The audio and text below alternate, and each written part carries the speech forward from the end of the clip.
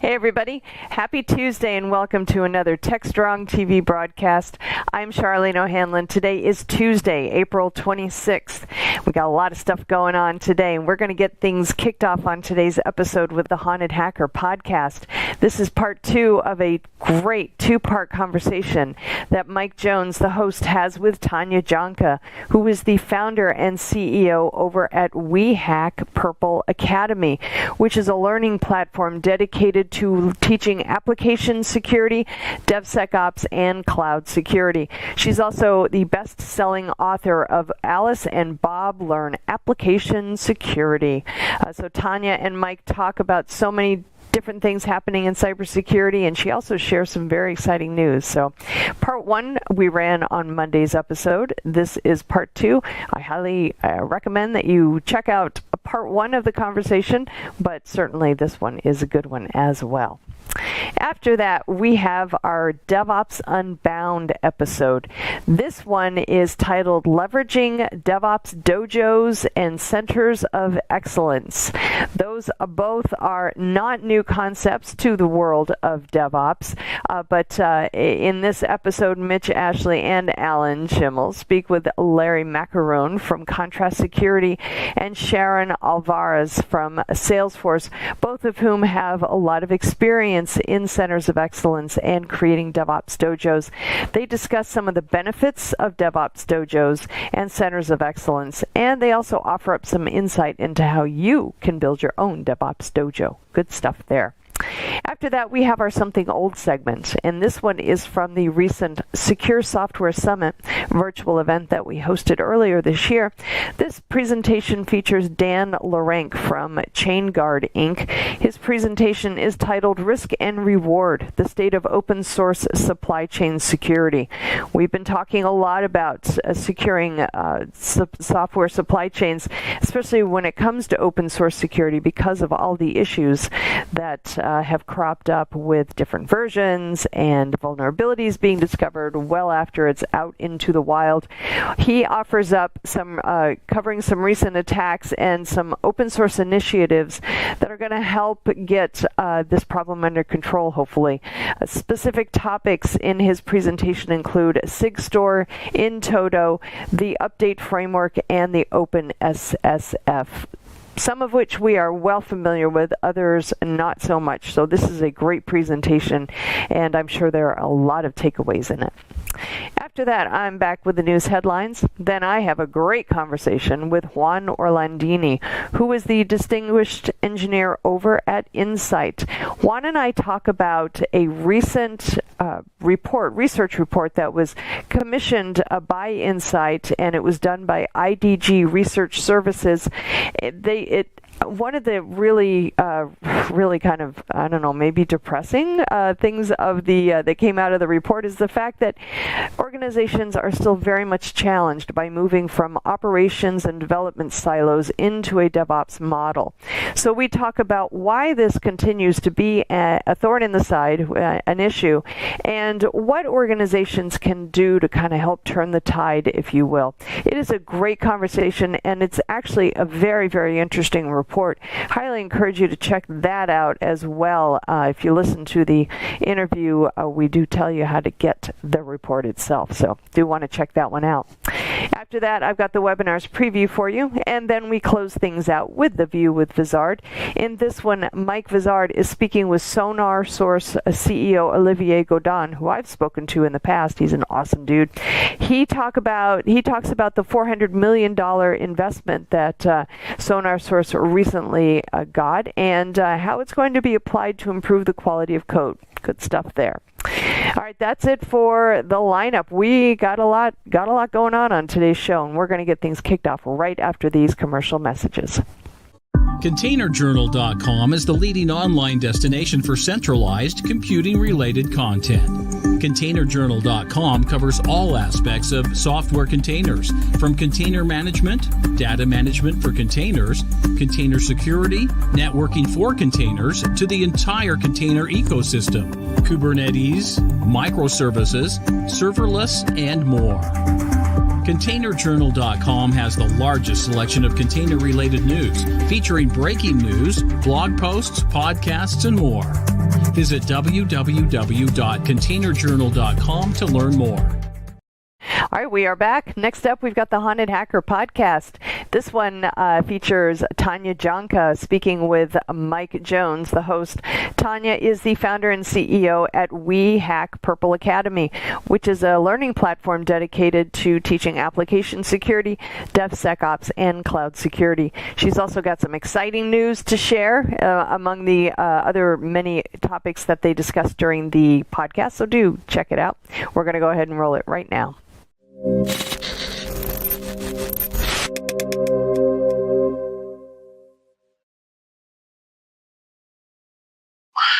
So tell me a little bit about Neural Legion.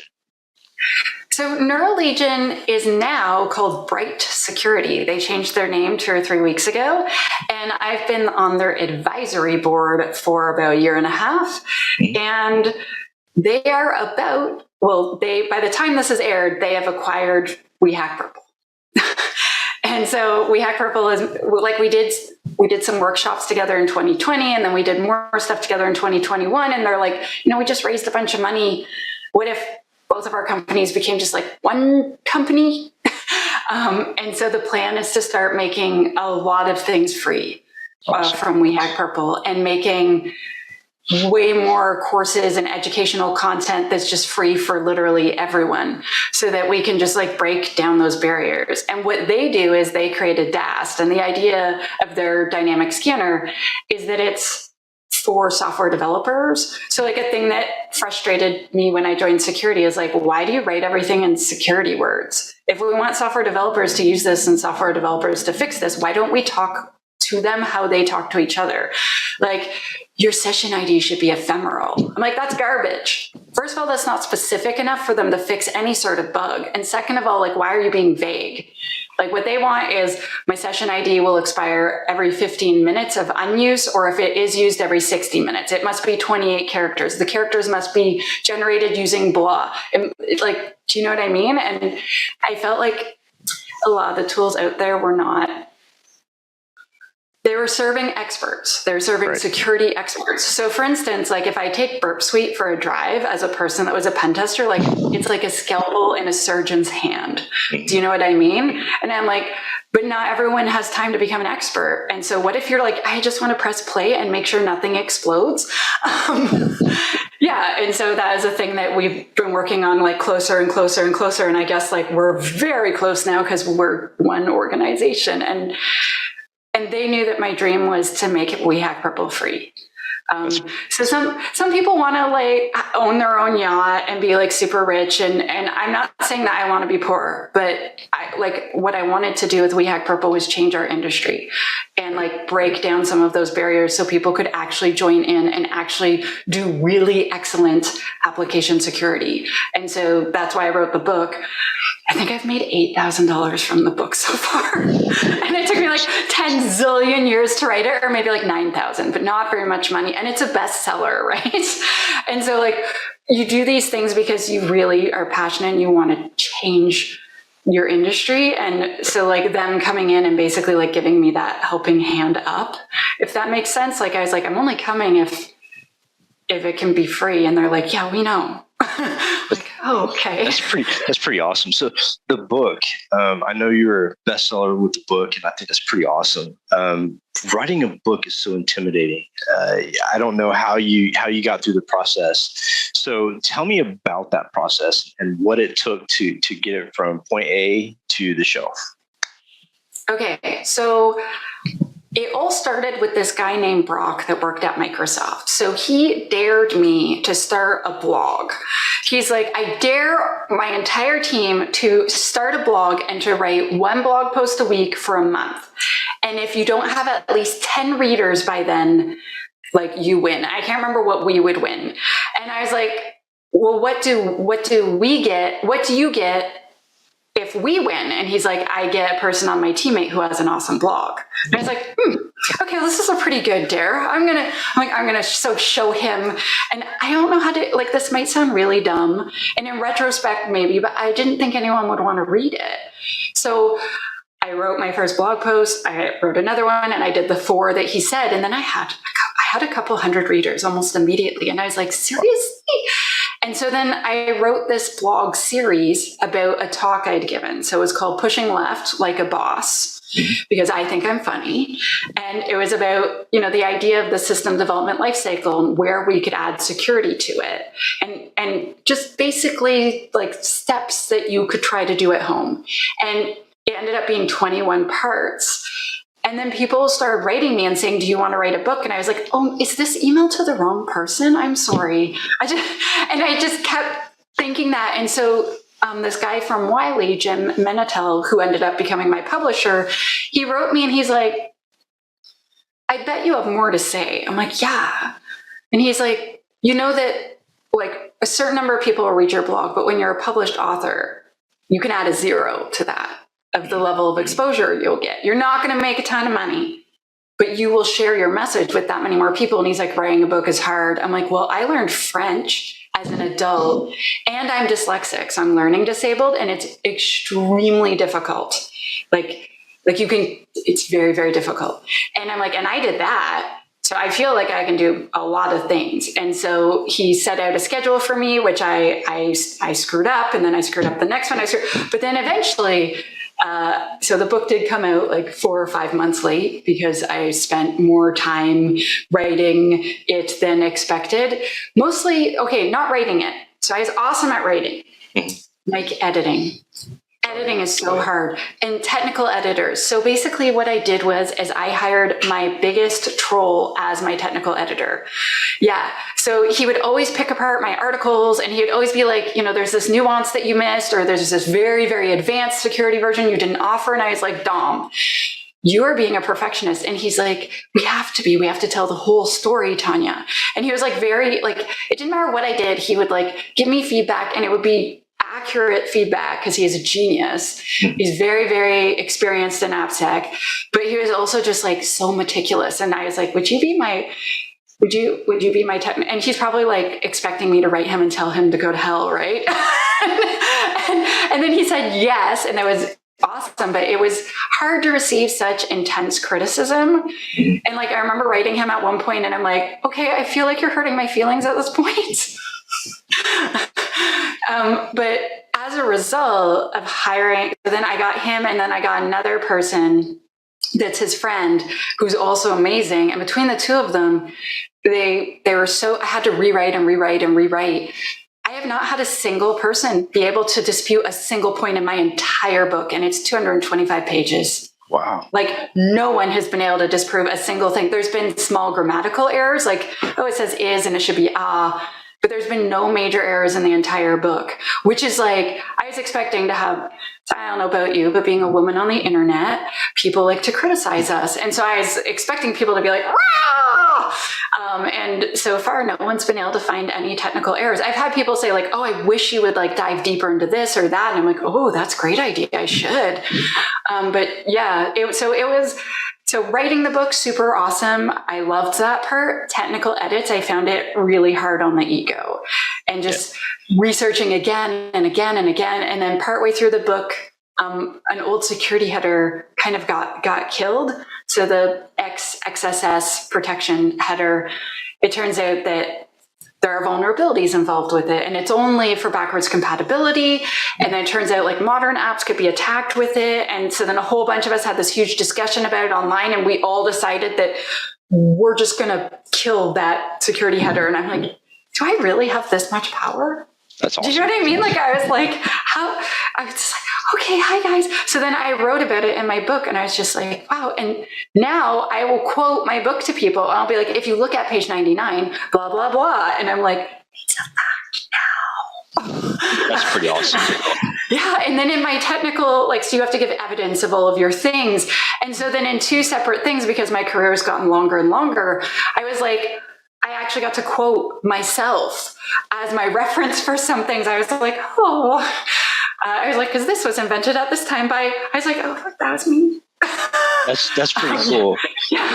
I don't know about you, but like looking at something that you've done in the past as it's relevant now, is kind of weird to begin with. Like I remember I wrote a screenplay for Alyssa Knight, and then seeing it on IMDb, I was like, just kind of like weird, because it was something I did, but there it is in front of me.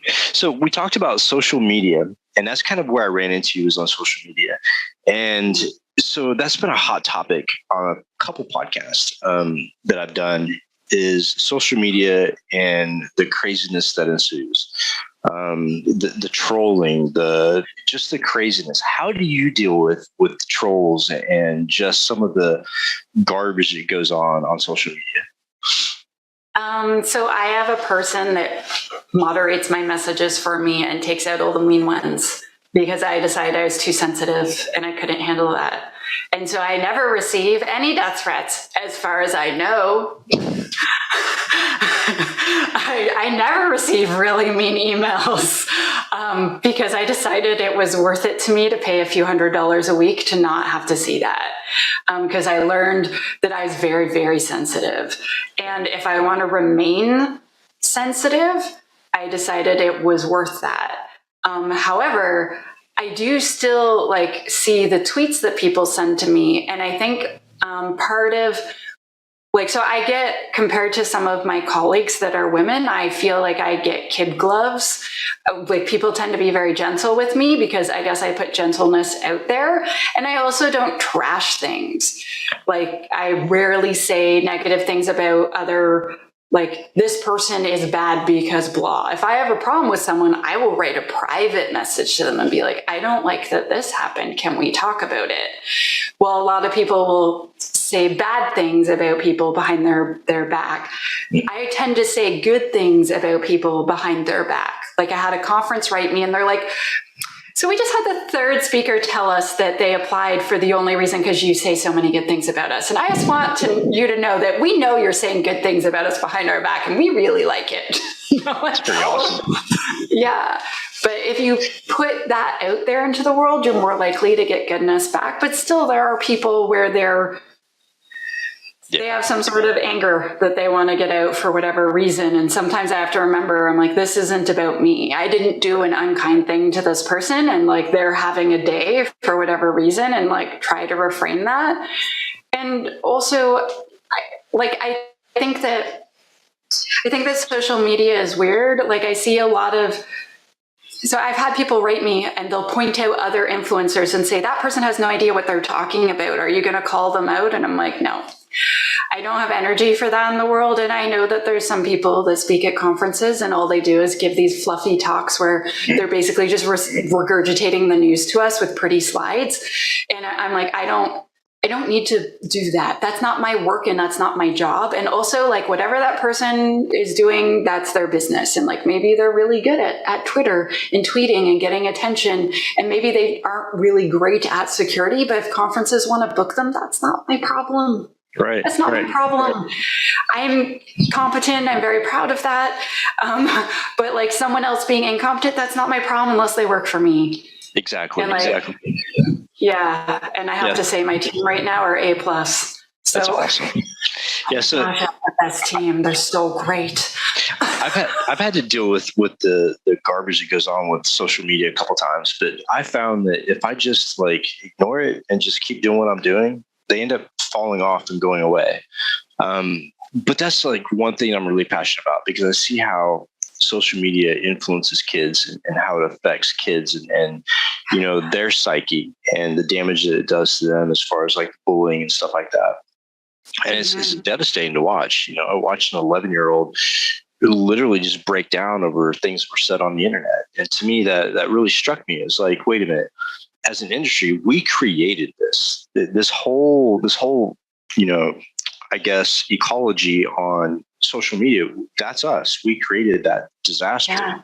And, I just hope someday it finds a way to right itself on course, because it is a very powerful tool. But it also could be a very powerful weapon too. And I always tell kids, you really have to be responsible and look at things as if it's not real. You can disconnect from a computer and you're a completely different person. Don't get absorbed into this craziness. I feel like influencers and people who are quite famous, I feel like there's a certain level of responsibility that we should have, but no one can enforce that on us. Right. But like, for instance, so I'm an attractive lady, but I post photos where I'll have messy hair too, because I look like that. I don't always look like makeup and lights and really good camera angles, right? And I feel like it's important to people to see all the sides. So like I had some new press photos done. I look really good. And then on Sunday, I was out with I have a wood chipper. And so there's like a picture of me covered in sawdust and I'm like wearing a hard hat and I'm like, right. And I feel like sometimes, especially I guess on Facebook, not to pick on one social media platform above the rest, however, it is my least favorite. I feel like people will always put their best perfect foot forward where everything's just great and everything's amazing and my life is roses all the time. And I feel like if we can share when things aren't going as well, or how hard things are, or how much work something was, etc., and be like a bit more transparent about things, especially as people have more and more followers and we're more and more clear about that, I feel like then people can have a better picture. Because I've had people say like, oh, well, how did you do that? And then I'll tell them how much work I put into something. And people are like, oh, well, you were just naturally always good on stage. I'm like, no, I was a professional entertainer for 17 years. Wow. I've been on stage. So like, and then I started public speaking. And so I've been on stage for 24 years. Basically, there was 1 year where I wasn't on stage because my music career had like winded down a fair bit, and my speaking, I guess maybe there was overlap, but so I've been, and I did acting when I was younger, et cetera, et cetera. And so I'm like, so actually, no, like it took me a zillion years to become that good at it. Or when they're like, oh, like you just like people suggested to me that I just let someone interview me a few times and then have someone just write the book for me and put my name on it because that would just be way easier. And I'm like, well, I get like, that's not the way I run my life. If I put my name on something, I mean it. And I've had people offer to have my name put on things I didn't write. They're like, you know, you could co-author this book. I'm like, but I didn't do that. I'm confused. Please repeat. And there's lots of people that get those offers and they say yes, right? And so I feel like if we could be a bit more transparent or a bit more open and honest about things, like maybe then when someone sees someone being awful to someone on social media. Okay, so one other point on this. So when I was younger, I was in college and I did this class project. I'm basically the project manager of our, because we're learning about project management. She assigned 100% of the work to me because I was the best coder. But there was 4 of us in the project. And so I started failing my other classes because I was doing this whole project. And it was a 1-year project. So it went over multiple semesters. And so I went to the big boss and I was like of the class. And I was like, I gotta quit. I gotta drop out because I'm going to fail every other class.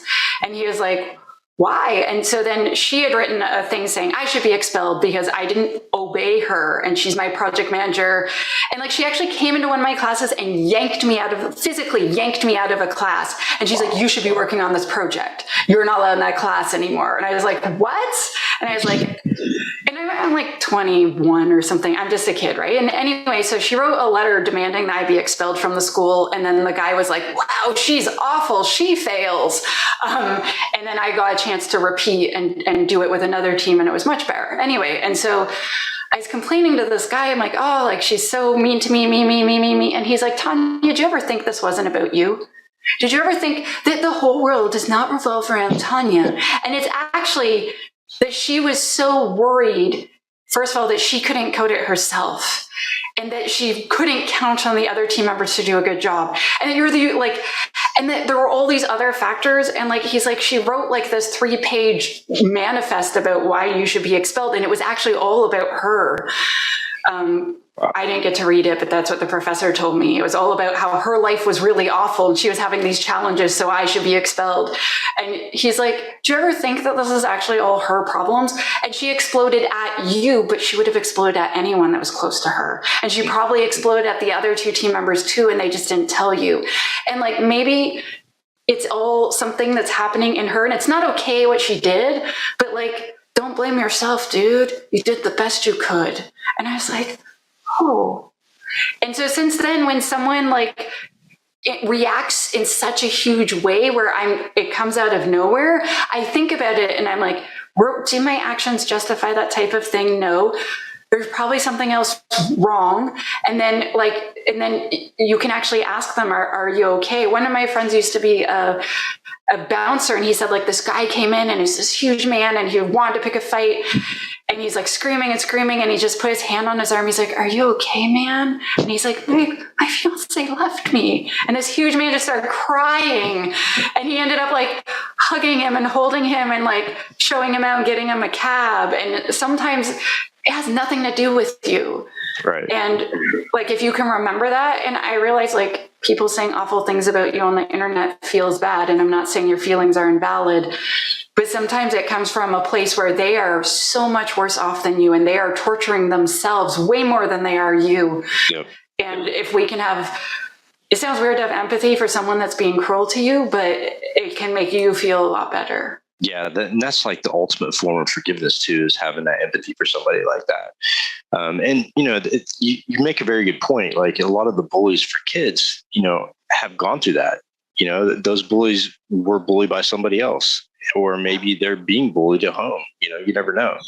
I always tell people, before you lash out at somebody, why don't you take a step back and think about what they may be going through at that point in time? Because it could be something really disastrous that we just don't know about. You never can tell what's behind the curtain unless you ask that person. But yeah, so the social media stuff, a lot of us spend our life on social media, especially, with being leaders in the industry. And what I found, and this is really interesting, and I found it last year, was when I was the most genuine and giving people insight into my personal struggle or something that had happened to me personally, and relating that, let's say on LinkedIn, those articles or those posts would get 10 times more viewers than something I would post professionally.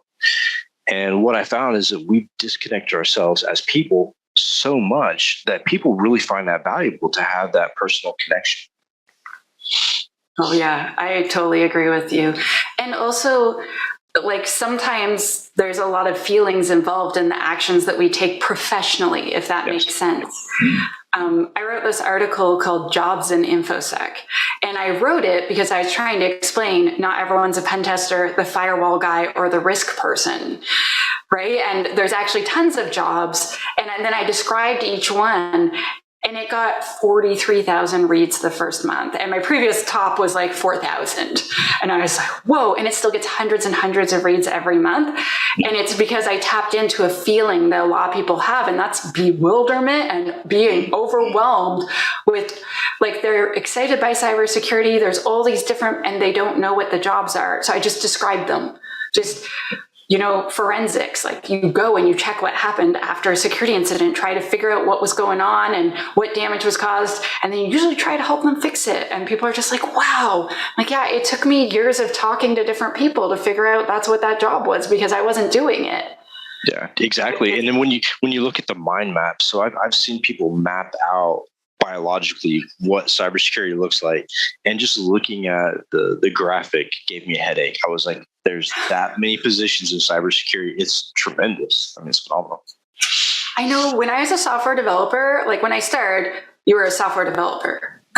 And then you might be a Windows programmer, or you might be a web programmer, and then you might be like a Ruby programmer or a Python programmer. But now you're front end, back end, software architect, and all that. But then when I went into cybersecurity, I'm like, this is crazy. There's so many different jobs, and even within AppSec. So like sometimes you are the entire AppSec team, and that's cool. But sometimes you're the security architect. Sometimes you're the threat modeler. Sometimes you're the person that writes all the policies. Sometimes you're that like the DevSecOps engineer. You're the person like putting things in pipelines and making sure you don't break builds by accident. And like, there's so many different cool jobs within the field. And yeah, just like, it's like you're pulling back the curtain, being like, hey, you want to see the truth? Yeah, exactly. And I think a lot of people need that too, because a lot of the kids that I've talked to, when we talk about cybersecurity and that career path, the first thing that always comes to mind is I want to be a pen tester. And, I'm like, well, why? Why do you want to be a pen tester? Well, I've seen this on TV. I've seen this in the movies, and it's, it's this, that, and the other. And I'm like, okay, no. Let's take media out of it because it's not that sexy. It's really not. And then I explained to them the other positions, and people are like, well, wait a minute. I draw really good. Is there a position for that? And I'm like, yeah, graphic design. We need all kinds of graphic design. But what I found really cool is that like people coming from other industries into our industry. I've seen lawyers, healthcare workers, policemen. And I think it's really awesome that we're attracting that type of industry into our own little circle. Remember, you were talking about how you're very passionate about veterans. Veterans are so good for coming into cybersecurity because of their previous experience, especially with being able to see threats and risks that the rest of us have just never experienced before. Exactly. Yeah. I have found a lot of veterans where I'm just like, oh, I would never have thought, like, oh yeah, definitely. And I mean, depending upon what they did in the military, some of those skills might also transfer over, not just the mindset. And so, yeah, I've seen a lot of programs to try really hard to kind of, I guess the word is like attract them, like, over here, cyber, hello. Exactly. Look at us, we like you. I mean, look at Ken Underhill. Ken Underhill was like a field medic in the military, and now he's one of the industry leaders. It's weird how it attracts different people and where they fall into the grooves of cybersecurity. But I don't think we do enough for the kids to explain those things because a lot of them are being driven by the media. And it's just like, no, let me re-educate, forget everything you've already learned about what cybersecurity is. And let me tell you what it really is. And then they kind of change a little bit. They get more interested.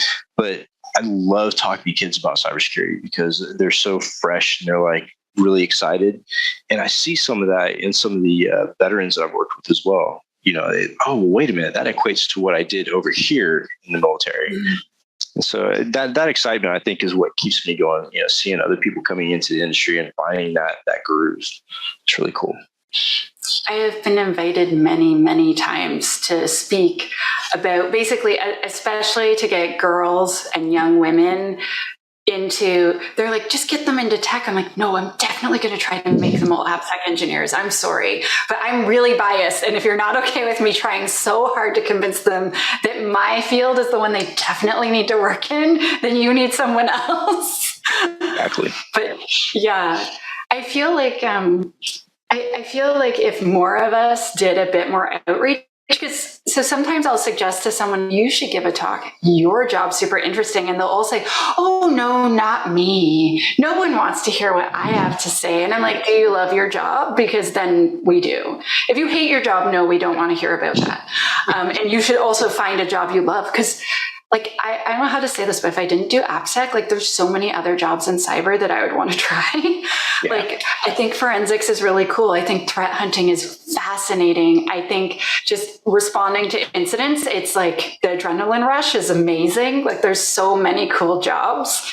Yeah. There's a lot of really cool stuff. And fortunately, with the company I'm with now, I get to try a lot of that. So I come from a pen testing background and I help build SOCs or whatever.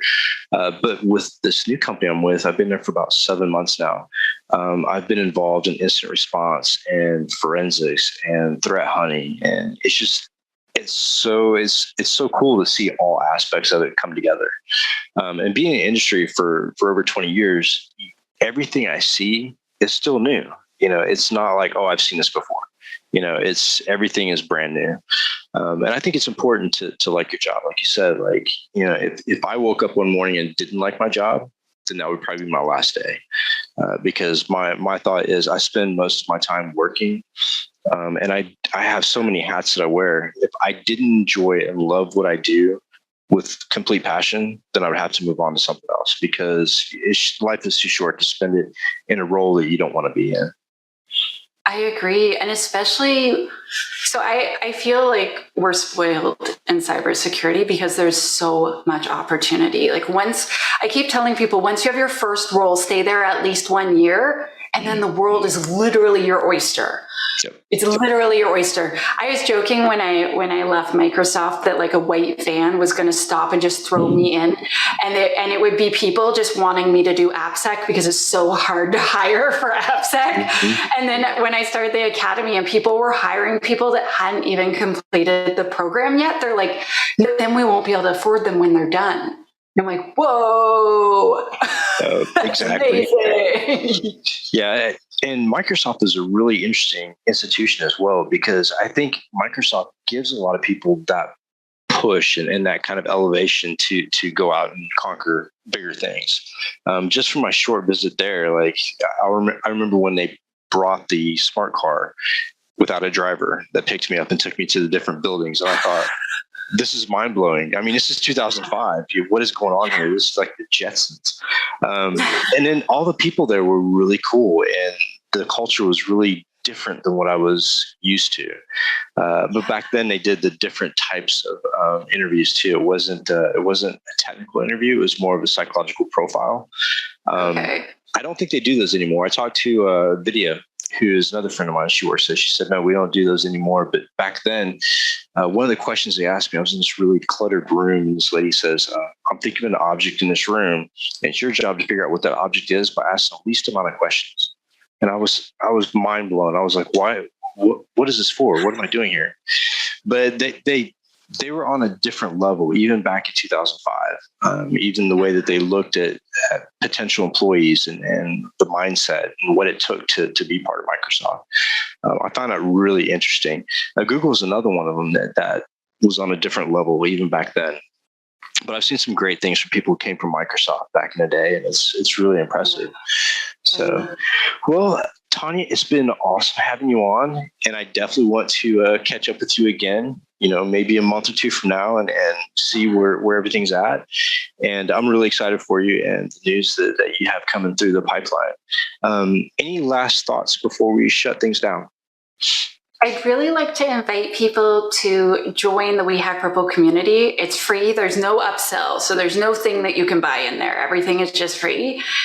Because the more people that join, the more value there is for every person. And we don't want you to join and then do nothing. We want you to meet new friends. I want you to do your first talk. I want you to write your first article. So like some people are like publishing an article in there for the first time. And so any member can do that. As long as you follow the code of conduct, you can just share whatever you want, or like, I read this article and I like it because, and it sounds weird, but I wanted to make my favorite place on the internet, and I did. And so if you want to meet people who are nice, who are interested in security, that's where we're at. And so it's just community.wehackpurple.com. And I suggest and encourage all the listeners for the Haunted Hacker podcast to go and join. Definitely the Haunted Hacker stamp of approval for that, for sure. Again, Tanya, it was awesome. And with that, I'll shut things down. Make sure you subscribe to the YouTube channel, listeners. If you follow, make sure you subscribe. And where can people find you on Twitter, Tanya? Oh, I'm at She Hacks Purple on every platform that will let me do. So on LinkedIn, I'm Tanya Janka, but everywhere else, I'm She Hacks Purple. So awesome. If you look that up, I'll be there. Cool. And I'll put all the stuff in the show notes, as well as a link to your team and what you're doing and everything that we talked about here. So with that, I'll talk to you guys next time. And again, thank you so much.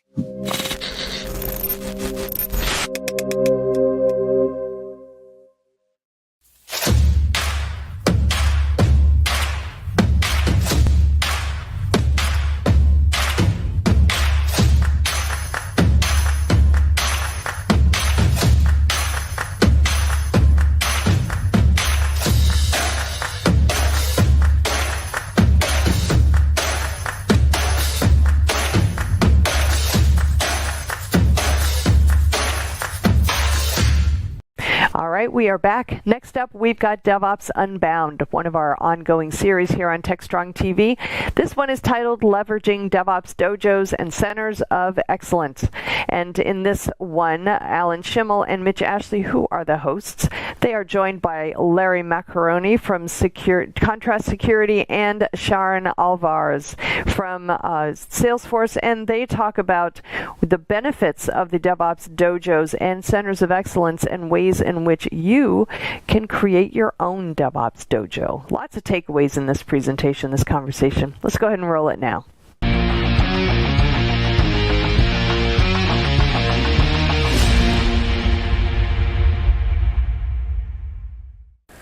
Hey everyone, I'm Alan Schimmel, and welcome to another Devops Unbound.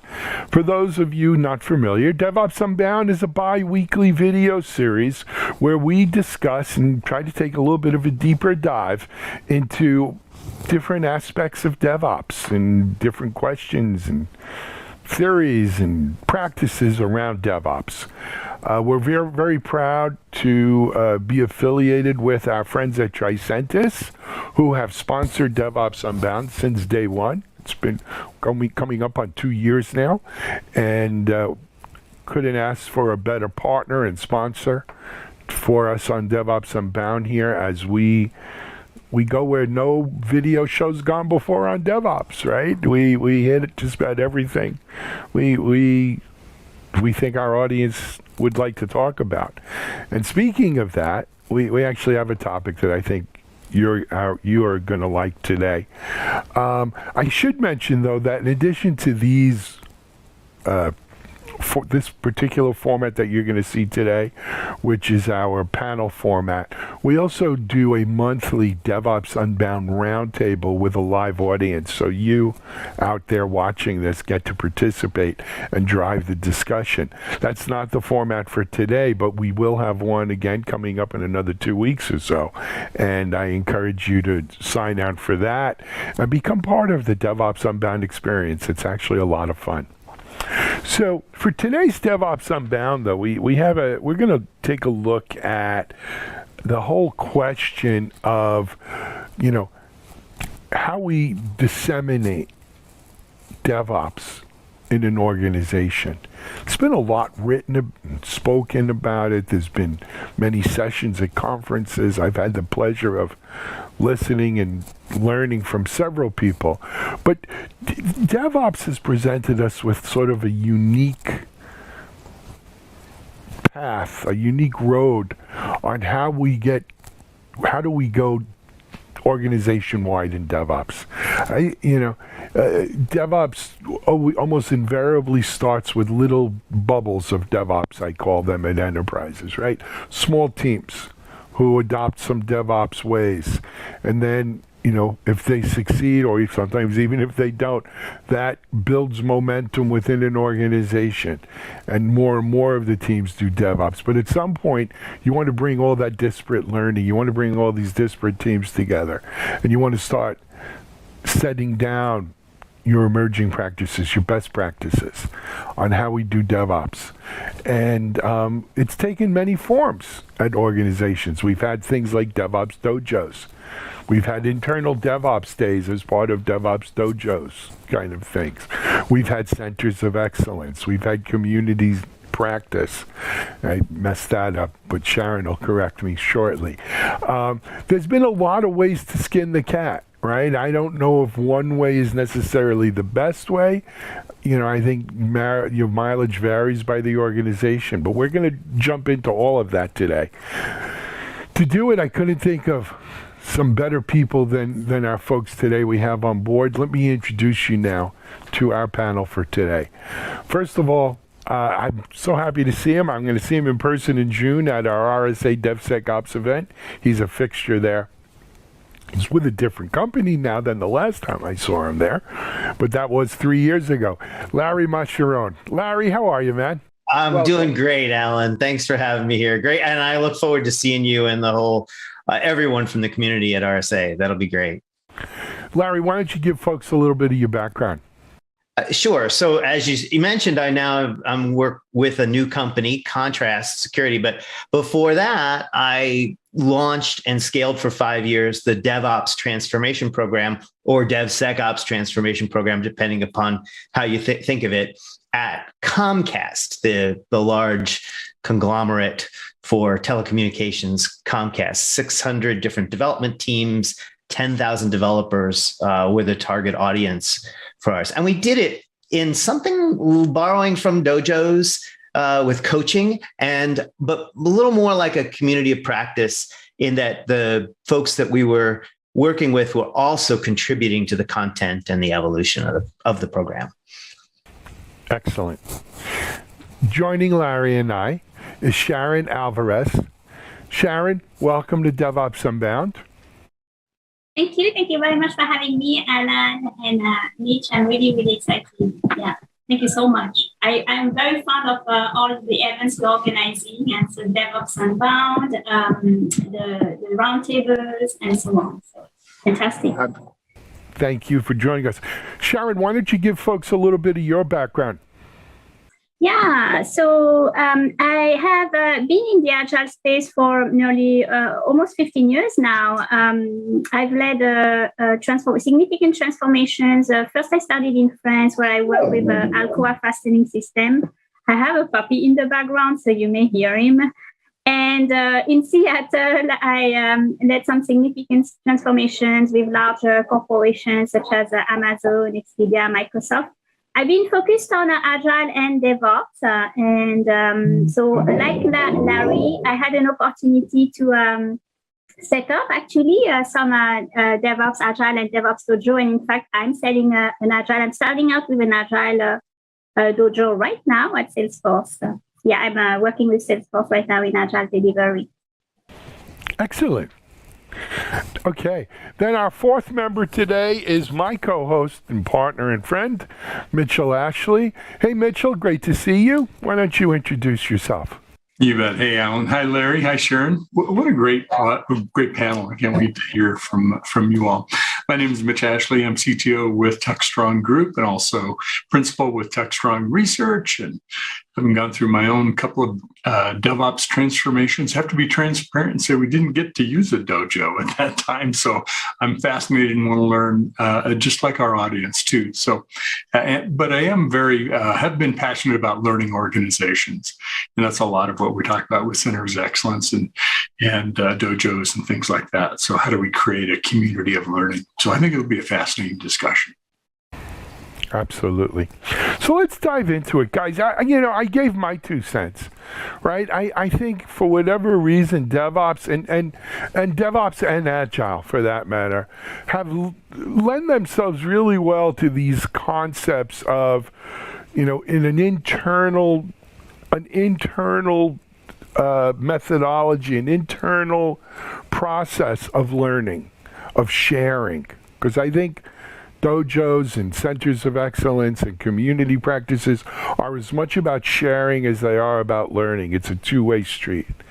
Why DevOps and Agile? What makes them so special that this emerges the way to do these things? The opening line of the Agile Manifesto is essentially learning by doing. And so you have to have both the learning and the doing, right? It's evolving your practice based upon feedback from evidence from earlier executions of the same thing. And so you have to be doing it. So I personally am an active developer, write code every day, author of a dozen open source projects, one of which gets 1 million downloads a month. So not trivial size projects here. And I'm practicing DevOps and DevSecOps and Agile as I go, and Kanban as I go. And that's evolving the way I think to ever better ways of doing it. Sharon, what? Yeah, this is fantastic, Larry. And that's a really good question, Alan. I think one of the struggle as a lot of organizations are trying to adopt, Agile, DevOps, DevSecOps, is the upskilling piece, right? We have to upskill and then scale. And then there's the return on investment on training and time spent in training, in instructor-led training, for example. And we know that those are not very effective today. We know that this is not effective. It's not actually how developers learn. And so recurring to format models such as the Devops Dojo, Agile, Product Engineering Devops Dojo, I like to not focus only on DevOps, is a really, really good way not only to upskill, to learn, get also feedback, on how transformation leaders can do better at scaling and fostering that learning. But it's also a really great way to get engagements. Developers, product teams, they rather spend 6 to 8 weeks working on projects that are really meaningful to them than sitting in a classroom and doing a boot camp. So I think this is a great way to introduce Agile and DevOps in an organization. Absolutely. I think too, Alan, also both Agile and DevOps, they're not about technologies. They're not about tools. Yes, there are supporting tools. It's about how we do things. And I think what's really part of why it's caught on so much is that it's not like the old waterfall methodologies where the methodology got put in some binder and we refer to it and we're ready to go to the next phase. It's about how teams and individuals work together and collaborate together to produce something on a much shorter interval. And so there's a lot of learning that happens very quickly. So it's not just about learning; it's happening fast. I mean, you learn every iteration of a Scrum meeting or a sprint, or as we're setting up a CI/CD pipeline and delivering code. So we can increment and learn much faster with these techniques. So it's really fascinating to watch. I think another theme that follows all the way from Agile to today is around breaking down silos. So, and this isn't the only thing that Agile did, but to a large degree, Agile essentially said, okay, well, quality, we're not going to throw it over the wall to a QA department anymore. The development team is going to be at least partially responsible and more wholly responsible for the quality of the products they produce. And on the other end, product management, they become more actively involved in that, with the role of the product owner essentially being part of the development team to a lesser degree. And then you move on to the DevOps movement and the cloud native movement, and they were really about breaking down the silos between the development team and IT ops. And so that, again, the development team does more of that work now, not all of it. And then the role of those folks shifts more to being toolsmithing. Same thing with DevSecOps. The security group was a throw it over the wall function, still is largely a lot of organizations. And nowadays, though, developers with shift left security and dev first security are being asked to take a bigger role in securing the products that they're developing. And I think this breaking down of silos allows the learning to be holistic instead of it to be just, hey, I do my job QA and I do my job development. Now I have to develop in a way that results in high quality. And so you get more holistic decision making. So the learning is got a broader scope and isn't just one silo at a time, which makes it much more optimized for the thing that's the most important for you at that given moment in time. I would say to that, though, Larry, is we won't be successful if we just keep throwing straws on the developers' backs, because eventually the camel's back breaks, right? I think rather than thinking of them as developer teams, we need to think of them as agile teams and DevOps teams. And it's not just what we think of as developers as part of those teams. The security guy's part of that team now. He's not on the other side of the wall. Exactly. I actually say he didn't have to climb the wall. We opened the door for him. Yeah. I actually say engineering teams now, but engineering teams, good. Rather than development teams most of the time. But the point is, though, I think if you say engineering teams and people don't actually behave like one team, they just say, oh, we're a team. And we collaborate, we talk, we hug each other every once in a while. That doesn't work. That's just sort of lip service to it. You actually have to operate as right. You got to operate as a team. It's team with a capital T, not a small T. Exactly. And shout out to our Tricenter sponsors, right? The Q&A folks. I mean, Q&A and testing professionals haven't given way to developers. They've become part of those engineering teams and taken their rightful place in there. Automation helps, right? Automation helps, but it's not buying in of itself. Anyway, I want to jump, if you don't mind a little bit, I want to shift a little bit, right? So I look at this and I say, okay, you look at things like ITSM and IDLE. You didn't have this kind of thing going on there. There, you took your courses from some corporate trainer. You got certified. I mean, with Agile, you can be, your Scrum certification or whatever, and that kind of. But there's more to it than that in Agile. Where in IDLE and ITSM, that was it. With Agile DevOps, in that continuum, we've seen, as we've said, community practices, Center of Excellence, Dojo. For our audience, what's the difference? What are these different things, and why do we care? Why don't we? Why aren't they all the same? Sharon, I know you have strong opinions, Center of Excellence versus community practice. What's the difference to you? Yeah, you all shared some really amazing and on-point feedback, by the way, earlier. I run on those later, but to answer your question, Alan, you're right. So the dojo is a very different experience. I want to say it's literally an experience for teams.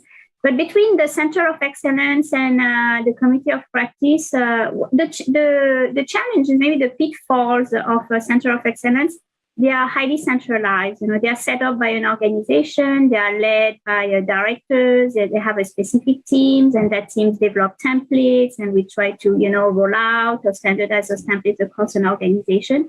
So it's not owned by the employees.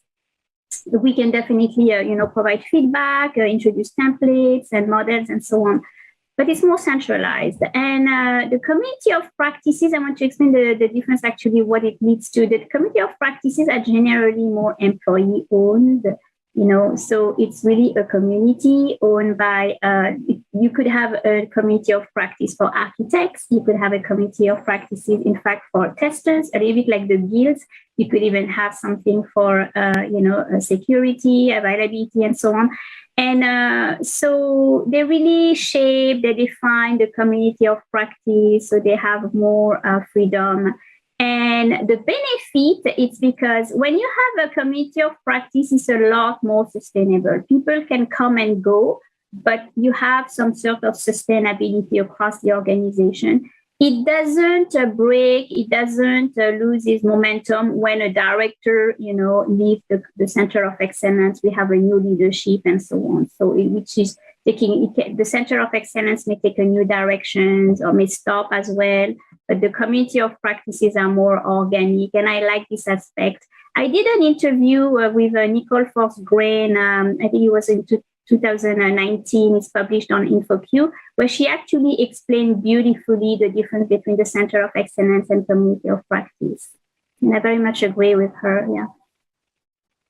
Fair. Thoughts?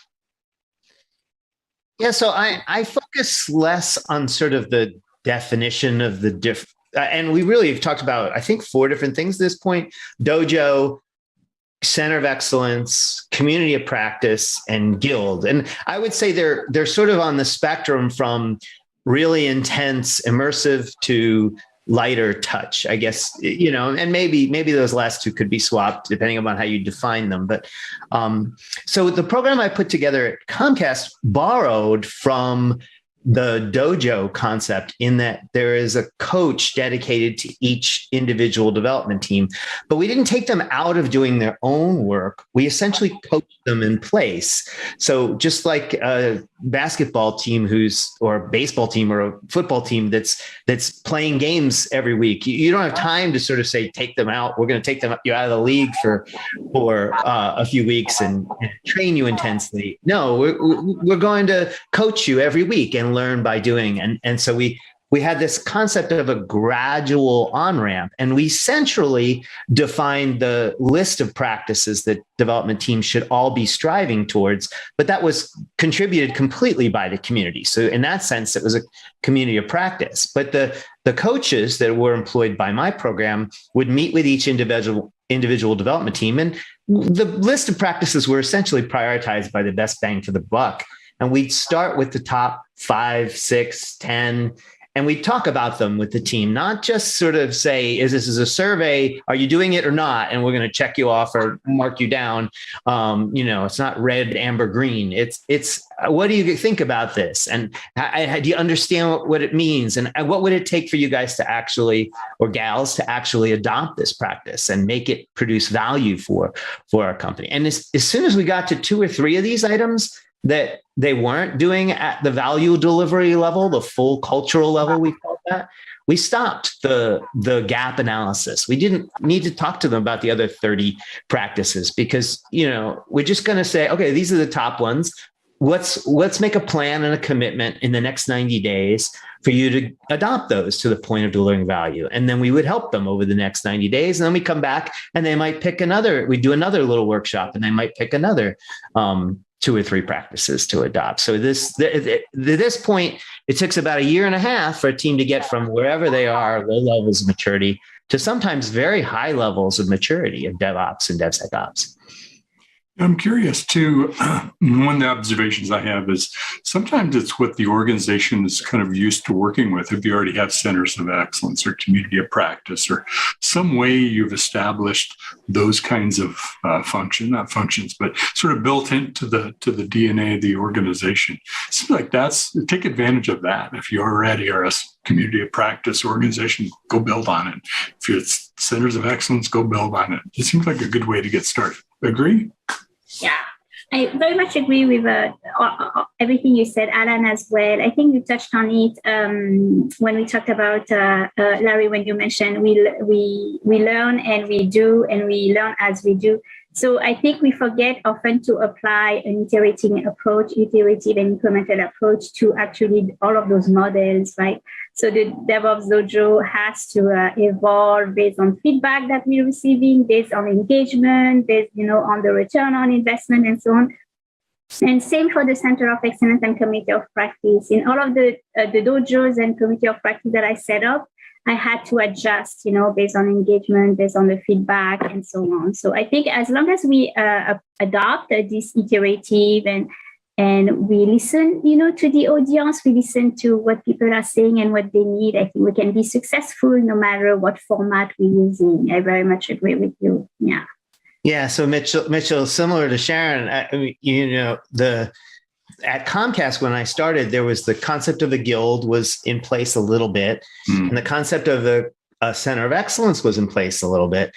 The center of excellence for Agile, though, was considered a failure by a lot of the engineering groups. And when I looked at sort of why, the engineering folks felt like it became a navel-gazing organization where the Agile experts all hung out there, and they didn't actually sort of participate actively with the development groups, and they weren't focused on true Agile. It was a lot of cargo cult Agile, where we're going through the motions. But yeah, we have daily stand-ups, but they're not getting the full value out of adopting Agile. And so I sort of had some baggage associated with those. So I didn't name my program either of those 2 things intentionally, just to sort of avoid that. Yeah, it seems, I know one of the things that can happen with those 2 is it can become sort of the voice from on high, right? The elitist sort of. Of course, people hate that. They don't want to go talk to the monks of the whatever the practice is. It seems like that's the dojo, the boot camp, the workshop. It's the hands-on, do it together, learn by doing practice under whatever scenario you want to call it that works best for people. And I think it does because it's very centered on the challenges that those product engineering teams are trying to solve. Whereas oftentimes Center of Excellence, I do agree with what you said, Larry. Sometimes I know it's a story at Comcast, but I have seen similar patterns in other organizations where the Center of Excellence operate more like a project management type of a PMO. It operates more like a PMO. And it feels often disconnected from the challenges, the constraints of teams, product engineering teams. And that's where I was that's the difference I was pointing between, COE and COPs.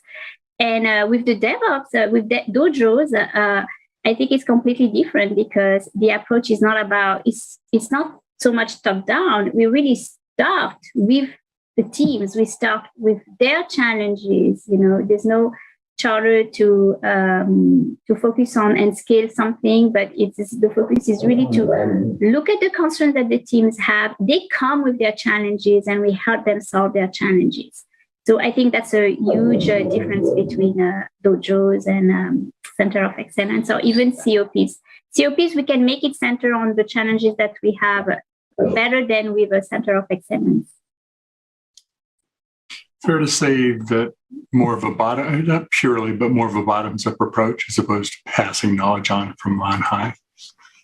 Yeah, very much agree. And Larry, I want to say something. You talked about, you all talked about breaking down the silos, and so I think the dojo is a fantastic place. I used to name it a value stream dojo. The reason why it's because I work with people who, for example, BMW presented at the Devops Enterprise Summit in 2019. And when they presented, they actually shared a little bit of information. Fantastic video, by the way, it's posted on YouTube. They shared a little bit of information about how they called it Biz DevOps Dojo, because they wanted to include the business, they wanted to include product folks, and they wanted to include UX. So they all work together within the dojo with the engineering team towards an improvement, towards an initiative, actually something that was meaningful to them. And I love this approach, and that's really what I'm trying to do in all of the dojo. And so I try to include, right now I call it Agile Dojo, but the objective is to make sure that we include the product team, UX, we have documentation teams as well. So I love this approach, and I like to call it value stream. Yeah, we have a new guest on the show. You're going to have to introduce your new guest here. From the dojo. But I love the idea of calling it value stream, and because it really is a value stream. A value stream is essentially a set of steps that you go through to deliver value for your organization. It includes product, thinking about the market and UX, and all the way to getting it in the user's hands. One key concept that I think is really comes out when you start talking about a value stream is this idea from the theory of constraints. And so, just to explain this for the audience, is think of it, it's not exactly, and some experts don't like me using this analogy, but think of the weakest link, right? So if you have a chain and you improve the strength of any one link in that chain, the overall chain is not going to get stronger unless the link you improved was previously the weakest link. And then the chain gets stronger. Well, the theory of constraints is similar, that in any value stream, there's one dominant choke point, essentially bottleneck, place where work gets backed up from, or loses its quality the most, or loses its effectiveness the most. In a value stream with humans and variation, it's not like a chain where it's always one link. It shifts around a little bit. So it's a statistical problem, not an actual single point. But the same idea holds true. And Gene Kim says this very explicitly in his writing, the Phoenix Project. He's got the 3 ways of DevOps. Flow is the first one. Feedback is the second one, and experimentation and learning is the third one, which we've already touched on. But flow is essentially all about the theory of constraints. And he summarizes it, that improvements made anywhere but at the bottleneck are an illusion. And basically you can be doing good things elsewhere in the value stream. Maybe QA is not the bottleneck, but they're doing good things improving it, or security is not the bottleneck, but they're doing good things improving it. And it doesn't improve the overall ability of the organization to deliver value because they weren't the bottleneck at that moment in time. Yeah, I like the visual of, if you aren't working on the constraint, the bottleneck, anything ahead of it basically is making more stuff arrive at the bottleneck faster. That's not helpful. Or if you're working on anything after it, you're making those more efficient, so they're sitting in a wait state with nothing to do because you're still waiting on the stuff from the bottleneck. And the bottleneck always moves. So as soon as you've addressed that, the next thing pops up as the next place to work usually. So it's a great visual. I'm curious, both of you have such great experience doing centers of excellence and community practice and dojos. Are there some common lessons you've seen, 2 or 3 kind of things you've picked up along the way? Usually this is a challenge that we experience here. Usually this is a progression that we go through, having done it a few times or more than a few times. Sharon, any thoughts that you've seen kind of over time? Yeah, I don't think it has to be over-engineered when we start. I used to think that we need a charter, we need to set expectations and so on.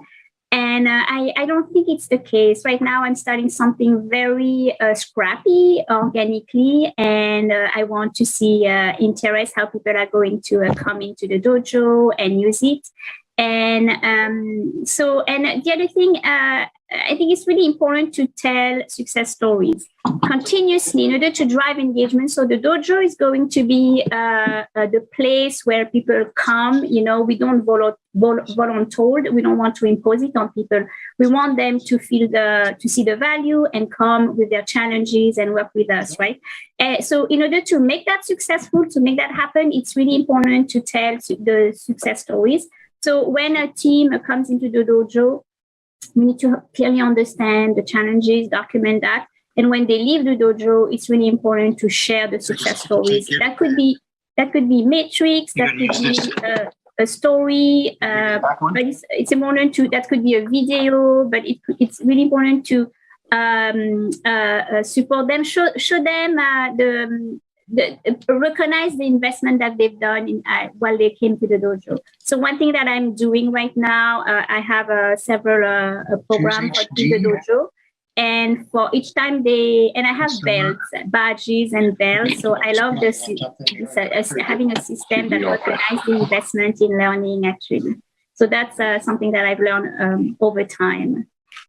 Yeah, so I love what you said there, Sharon. It feels like organic evolution of the program, whatever you call it, is important. So it's sort of like being agile about developing an agile program or a DevOps program or a DevSecOps program. So I really do like that. So for me, I have 2 other lessons learned, although that one would have been one of my 3. The first one is we've touched on it a little bit already, is to not let the folks who just care about the subject matter of whatever it is, Agile or DevOps or DevSecOps, the second DevSecOps or QA take over and really have the folks who care about delivering value. And it was centered around the development team, which has now been expanded to be a more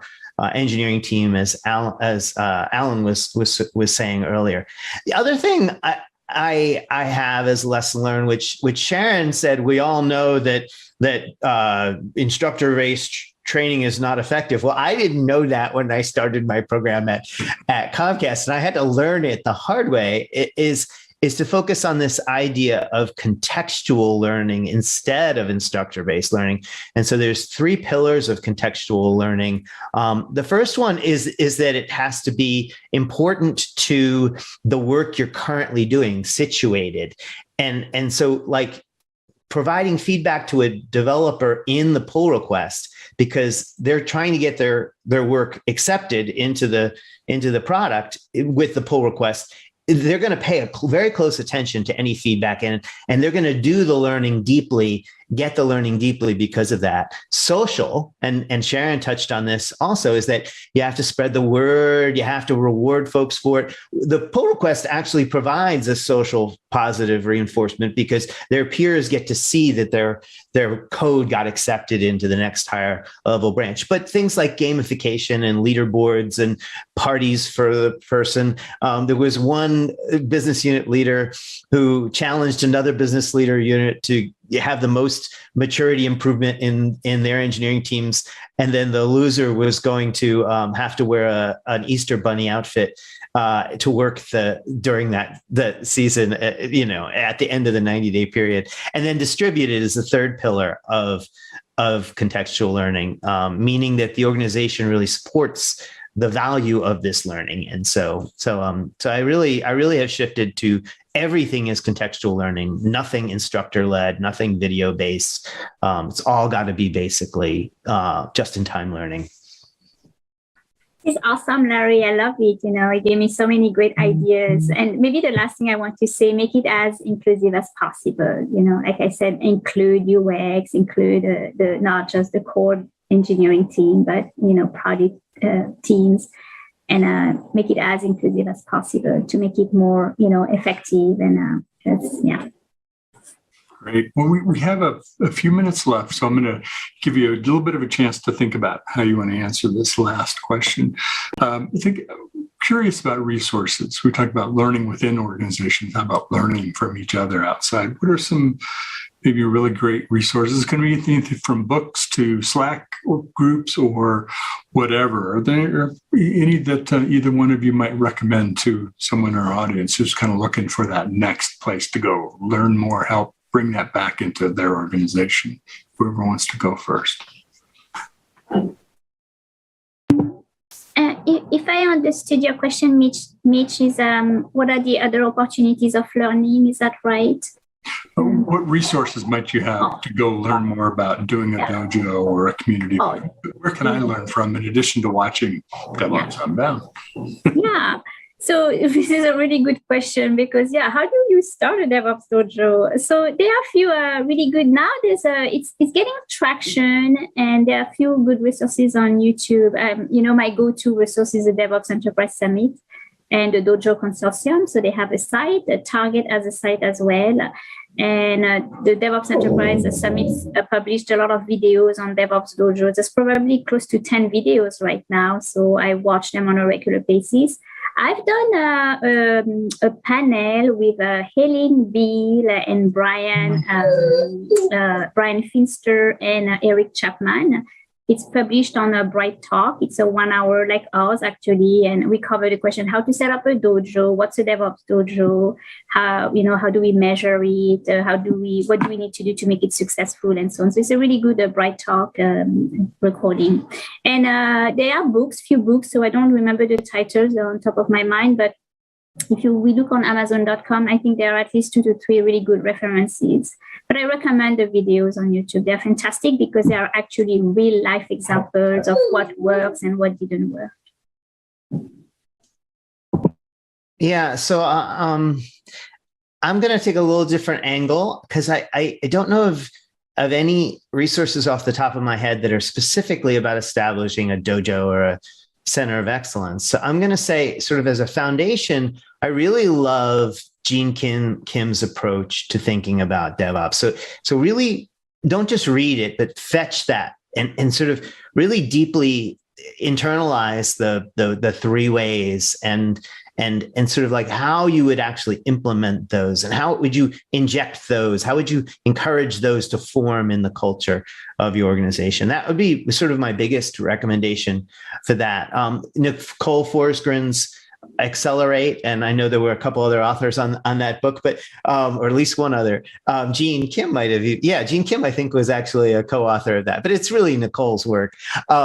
So that's a good one, and there's a measurement framework in there that I would take it with a with a little bit of a grain of salt, because I think that some of the things that if she had a chance to sort of do the research now, she's learned since that book was published herself even. And I think in particular, a couple of the things she measured were good, but there are better ones nowadays. But it's still a great book about being methodical about your feedback in particular. And that's really where I think the big contribution from Nicole is. There's a book, there's a couple of books, volume 1, volume 2. There might have even been a volume 3. I'm not sure, of the epic failures of DevOps and DevSecOps that was published at the, as Alan and I were talking, it released at the RSA conference 2 years in a row. I have a chapter in volume 2 there, but it's really stories about how people made mistakes and learned from them. Again, learning by doing is the theme of this whole conversation. And so I would point to those series of books as well. They're on Amazon as well. Excellent. And this is great. And Mitch and Larry, something simple: reach out to people who've done it.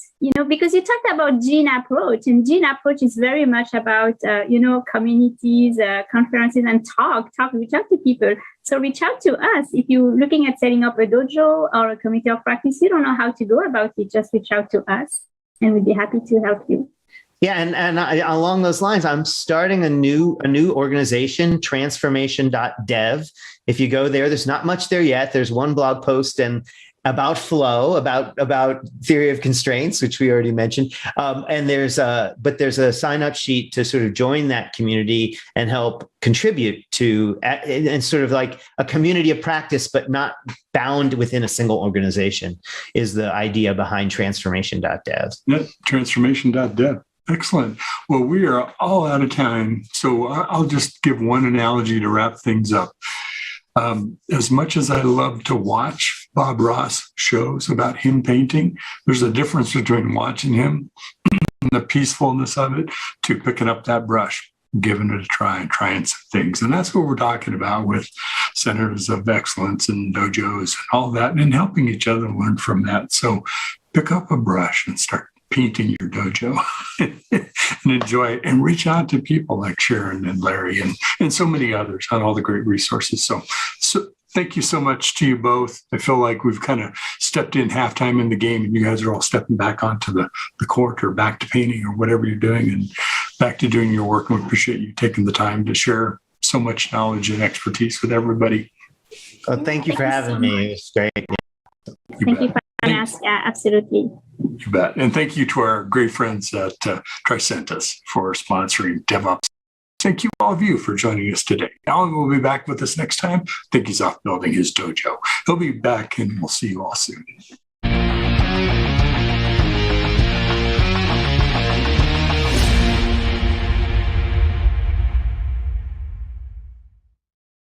All right, we are back. Next up, we've got our Something Old segment. This is from the recent Secure Software Summit. I think we held it in January.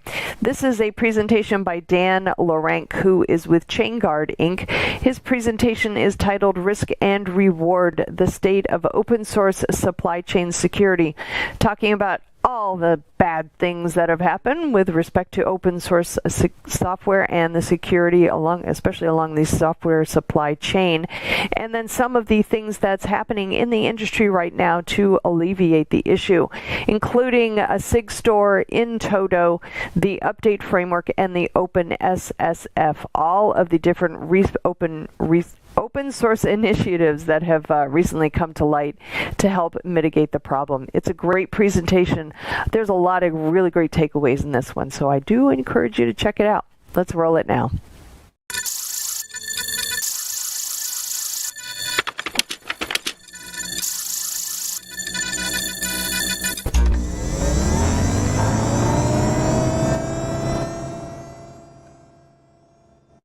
Hey everyone, my name is Dan Lawrence, and I'm going to be talking about risk and reward, the state of open source software supply chain security. That's a bit of a mouthful. I'm currently the founder and CEO of a startup called ChainGuard, where we're focused on supply chain security and solving a lot of these problems. So this is a topic very near and dear to my heart. My email and Twitter are down at the bottom, where I tweet about a lot of these topics pretty frequently. So here's the agenda we're going to cover today. A couple quick topics. We're going to start out by talking about the state of open source security in general. Open source software is part of everyone's supply chain, whether they know it or not. So understanding the security of open source software is pretty critical to understanding the broader supply chain security problems that we're facing. Not every problem in the supply chain security space is relevant to open source software. And in a lot of ways, open source software kind of gets unfairly maligned for a lot of things. Every time there's an open source software attack, people tend to panic and talk about the problems with open source software. Not all problems here are specific to open source software. So I'm going to kind of break these apart and show that a lot of these problems would happen with closed source software as well. But some of these things are specific to the way open source software is developed in the open. And key to understanding how to fix those is understanding the problems themselves. That down a little bit and show how open source is good and bad when it comes to improving supply chain security. And then not all hope is lost. I'm going to hopefully give some good news here at the end. We're going to start out by talking about the problems and scariness, but I'm going to point to some efforts going on today to help improve this for everyone. And then some links at the very end on how you can get involved with some of these initiatives if you're interested yourself. So this is the first scary slide, the chart going up and to the right.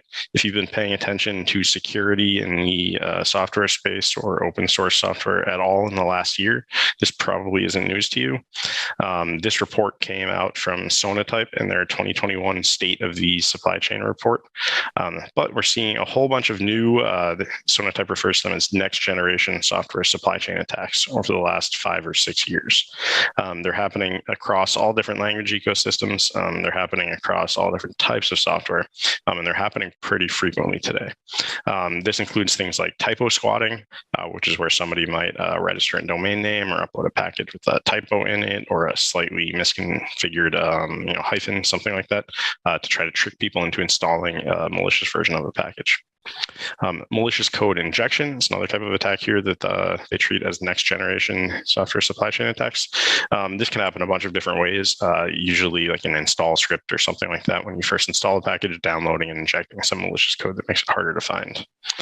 Tool tampering is the final one represented here. And this is especially hard to find. This happens when your tools, you get compromised version of your tools that inject bad behavior to the code they're compiling or inside of a build system or something like that. These are especially hard to find. And as you can see kind of in this chart, 5 or 6 years ago, this wasn't happening at all, really. But the reports have shown that it's dramatically on the rise, especially in the last year. Almost every month we've seen a new attack affect a widespread open source package. So things are starting to get pretty scary here. And thankfully, people are noticing from that same, actually, this is a different report. This is the Anchor 2021 report on this, where companies, CISOs, and leaders in security of organizations were surveyed. Last year alone in 2021, 64% of organizations reported that they were affected by a software supply chain attack. 36% said no. I'm guessing that they asked the wrong person or the person misunderstood the question or something like that. These have affected almost everyone. And even if you weren't affected directly by one of these security problems, you probably spent weeks checking to make sure that you weren't, because open source software is so pervasive. Finally, this might be good or bad depending on your perspective, but because of all of these attacks hitting critical infrastructure, regulations are coming. In the wake of the famous breach of SolarWinds that happened toward the very end of 2020, there's actually an executive order in the United States from the Biden administration this May, directing a bunch of different government agencies and the private sector to work together to improve the nation's cybersecurity. This was a long executive order that directed agencies to start to come up with real recommendations. So of course, it didn't specify exactly what we have to do directly in here to improve security, but it did set some very tight timelines that these various organizations are working toward.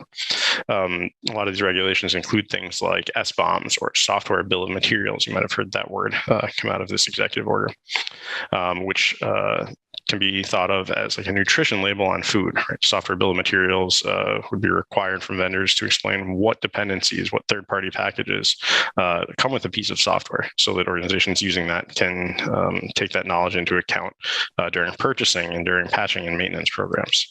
There are a bunch of other things in here. regarding setting aside some funding for open source. A bunch of different large companies have promised money to help improve the situation as well. There's also been much work from NIST, the National Institute for Standards and Technology, to set up different reference architectures and recommendations for how software should be built and delivered to do so in a secure framework. So a lot of these things are still rolling out today. The executive order isn't done yet, and the recommendations are finally just starting to hit. So these regulations are coming. Whether you know about them or not, they're probably going to affect you and your business if you're in the practice of selling software in the coming years. So why is open source under attack here, and why are we calling out open source in particular? Like I said before, supply chain security is about open source security. You can't really separate the two. Open source is in everyone's supply chain.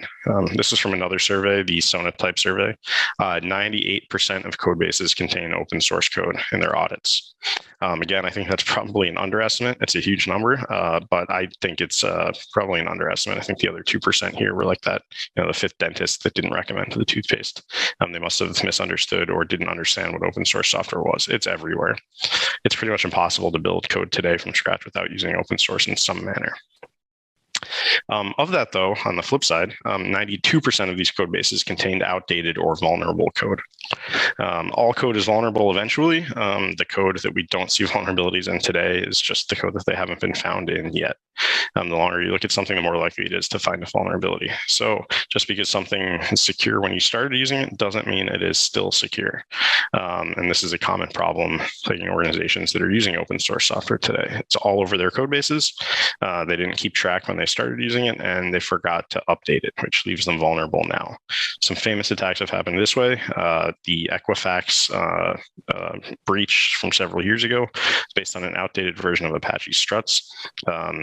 This happens constantly where people forget to update software to pick up patches for vulnerabilities. So it's everywhere, it's getting old, and it's getting outdated and vulnerable. And organizations are now facing the burden of having to start maintaining and updating these packages. And the second reason that this is open source security is critical here is because supply chains are really about the links between organizations. And this is what attackers are having so much fun with today. If you're trying to attack a single organization, you have to get through their perimeter defenses. But if you attack a supply chain, it's usually much easier because you're attacking the gap between those companies, between those organizations. You're going after the points that are less secured in the middle. You're going after package managers rather than secure cloud environments. You're going after distribution networks. You're going after the way people install, update, and look for new versions of things. And we need to make sure that these links are strong. Nobody can solve this on their own because it's about how we communicate together. And this is why open source and standards play such a critical role here. So now we can kind of zoom in and look at the specific challenges for open source security. Now that hopefully I've convinced you that open source security does affect your supply chain. And it's pretty easy, right? It's right here in the name. There are a few things unique about open source software. The first one is that it's open, right? This means anybody can see the code, anybody can contribute to the code. This is great in a lot of ways. Linus Torvalds is famous for saying, many eyeballs make all bugs shallow. And that's one of the big benefits to improving security in open source software. The more people that can look at things, the more likely it is that bugs are going to get found. But this doesn't always work out, and it actually has some downsides that I'll explain. The second one here is that it's free, right? Most open source software, and the reason it's so commonly used and developed so widely and has made its way into organizations all over the world is because it's free in most cases. Open source software comes with a specific set of licenses that guarantee your ability to use it in specific ways. And that's awesome. It's much easier than having to go through a procurement process to get a piece of software licensed to use internally. But again, sometimes free isn't worth it. This isn't worth the cost. We'll go through a couple examples here too. And then finally, it's transparent, right? If there are issues, you should be able to look at them and you should be able to find them because you can audit all of the code. Unfortunately, the quantity of open source software out there today makes that pretty much impossible, going back to Linus's law again, about many eyeballs. If you're using millions and tens of millions of lines of code, you don't really have time to look at each one of them and look for vulnerabilities. And we know how easy it is for vulnerabilities to sneak by, even if you are looking for them. So a lot of this transparency can just be an illusion depending on how you look at it. Let's go through some examples of each of these. So I like to use a lot of memes in my presentations. So this is the first one. Because open source software is open and anybody can contribute to it, that's great, right? Until you realize that not everybody on the internet is nice. Anybody that's spent time on forums or social media probably recognizes this. A lot of people do not have everyone's best intentions out there. And when you're taking code and running it in production environments with access to sensitive data, that can actually be pretty terrifying. People go through background checks and audits to work at companies where they get access to these environments. But anybody with a GitHub account can go and contribute code to critical libraries, which then make their way in there. Right? This is awesome in a lot of ways, like I said, but it can also be pretty terrifying, and it is really inviting for attackers. Malicious code commits happen pretty frequently. Libraries get taken over, packages get transferred to different owners that don't have everyone's best intentions in mind. There was a pretty famous incident middle of 2021, where some researchers from the University of Minnesota were trying to show how easy it is to sneak malicious code into the Linux kernel. They did this, the project was called Hypocrite Commits, where they sent some patches with known vulnerabilities in them to see if they would get through. Fortunately, the Linux kernel review process is pretty strong, and they actually caught a lot of these before making their way in. But nonetheless, I think a few commits did make it in, and they were eventually reverted. And because the style of the experiment was set up where people weren't warned ahead of time, the University of Minnesota got kind of sanctioned and in some trouble for doing this. This happens all the time, though, in other ecosystems, packages, and communities where attackers are doing it not with everyone's best intentions in mind and not for research. So it's something to keep your eye on. This happens in a bunch of other cases too, beyond just the hypocrite commits. There was a famous example of a Chrome plugin called the Great Suspender, which was an awesome plugin that would suspend tabs running in the background. If you're one of those people that collects hundreds and hundreds of tabs, this plugin could save your battery life. The person maintaining it handed it off to somebody else, who immediately took the code down from GitHub and started inserting malware into the plugin. So the code changed from a kind of benevolent contributor to a malicious one overnight, and got malware pushed to people's browsers all around the world. Thankfully, the Chrome store took it down pretty quickly, but there are examples like this happening constantly. All right, moving on to the next bullet about transparency, starting again with another meme, right? Open source software is transparent. It is usually distributed in source form, and you can find the GitHub repository for all of the code that you're using, look through the code, and audit it again if you want to. But like I said, the vast volume of it makes this impractical in reality. Additionally, a lot of the code is distributed not in source form the way it's actually consumed. So even if you look at the source code for a Python or Node.js package, when you run pip install or npm install, you're actually grabbing a package form which has been compiled. And in a lot of these cases, there's no guarantee that the package actually came from the source code you audited. So depending on how you consume source code, if you're not actually grabbing the source code yourself and compiling it from scratch every single time, then a lot of the transparency can be an illusion. You might be using binaries that have been tampered with or came from source code that wasn't in the repository at all. And we've seen a few cases of this one as well. With tampered builds, whether it was done on purpose or whether the build process was attacked. A couple famous examples of this earlier this year were the CodeCov breach. CodeCov is a free service for sharing code coverage, which kind of shows you the percentage of code that is covered by unit tests. This is super useful when maintaining open source projects. Their installer for CodeCov, though, was a bash script that was installed with curl pipe to bash inside of a CI system. This script itself got compromised and had some malware put in it that would steal secrets. So the build process here was actually tampered with and was exporting people's secrets to an attacker. A lot of those secrets, the secret tokens, access tokens, that kind of thing, could be used to publish packages to things like NPM or Maven Central and stuff like that. So the CodeCov breach itself was actually used as a pivot point to form another set of supply chain attacks where other builds could get tampered with. That's one of the other kind of tricky parts about supply chain attacks.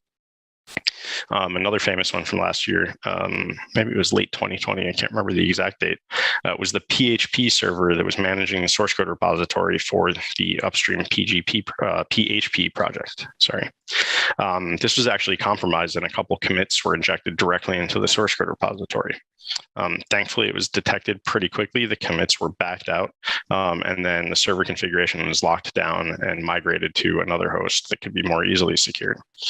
This was a case where the source code itself was tampered with directly without bypassing the code review and bypassing the project review process. Similar thing happened to the server hosting kernel.org years and years and years ago for the Linux kernel. This was audited and no misbehavior is actually found, but an attacker could have done something in that time. This happens to projects quite frequently. It makes it hard to secure and make sure that the packages being built are actually distributed securely. Now, finally, this is what we started to see in the news in the last couple of weeks a lot during the Log4j vulnerabilities reported right at the end of 2021. Open source software is free. This makes it super easy to use and gives you a great distribution network as a maintainer. Unfortunately, sometimes free isn't worth it. Right? If organizations start depending on something and it becomes critical infrastructure, they might require security patches to be done quickly. They might require a whole bunch of extra work be done to get these packages up to compliance. Unfortunately, free comes with nothing, exactly like it sounds. In a lot of cases, this puts burden on maintainers that are doing things in their spare time, and the code might have been up to quality at one point, but hasn't been maintained in years. This sort of thing happens all the time, and sometimes free just isn't worth it here. If you need to get a patch in, if you need to get a vulnerability fixed, and there's nobody there anymore because everybody has jobs or needs to work to get paid, then you might not have permission to get these fixes merged. Something might get abandoned. This type of thing happens pretty frequently too, and is a hot topic every time there's a bug found in a critical piece of open source software. The Heartbleed attack from years ago was one of the first wake-up calls showing how much of the internet's critical infrastructure runs on volunteer work. And this happens every couple of years as a reminder and a wake-up call. The Log4j stuff a couple weeks ago, Log4Shell was the most recent one, but this happens a lot. There's a very popular Golang library for JWT parsing and authentication called JWT-Go. This made its way into dependency trees across the entire Golang ecosystem, even in projects like Kubernetes. This was great until a vulnerability was found inside of it, and then it turned out that the maintainer was no longer around to merge fixes for it. This led to a bunch of chaos in the ecosystem where people were forking it different ways, applying different patches to fix the same bug. And it just led to sprawl in the dependency tree, where before there was one version of this library with a very small bus factor because it was just one maintainer. Shortly after that, there were 5 or 6 different competing versions with different patches for the same bug, making their way around the dependency tree. It took a while before a single one emerged and fixed the vulnerability for everyone. Heartbleed was the most famous one, again, like I just mentioned, but this type of thing happens across all languages all of the time. It's a pretty common refrain when it happens for people to cry out asking for companies to start funding the work. And there are programs like GitHub sponsors and different foundations providing benefits for maintainers to get paid for their work. But it's not easy, right? You can't just hand people money and get more secure code. A lot of people have full-time jobs and only have time to work on nights and weekends, and handing them a small check doesn't really work. This is a really challenging problem to get professional time, professional maintenance on the vast long tail of open source software out there. It's not as simple as just throwing money at the problem, as everyone should know. All right, time for the good news after all of the scary stuff that we just went through. Not all hope is lost, right? It's just software. We wrote it and got ourselves into this mess, so we should be able to get ourselves out of it now that attackers have found it. I think there are a couple exciting initiatives going on to help improve kind of all of these aspects: transparency, security, funding, everything. So let's go through a couple of these. The community, I think, is our biggest strength. First of all, the community is the open source community. These maintainers out there putting in their time and effort and sharing their work has made open source so pervasive across the industry and inside of everyone's supply chains. That means we can leverage that same community. We can leverage the same open source to start securing it. Right? This is a tweet from a couple months ago that got a bunch of jokes and funny responses back to it. But I think the core value is true here, right? Instead of each company needing to go build their own secure versions of all of these libraries, we can start to secure them once, find the critical ones that are being used by everyone, and improve, kind of lift the tide up for everyone at once.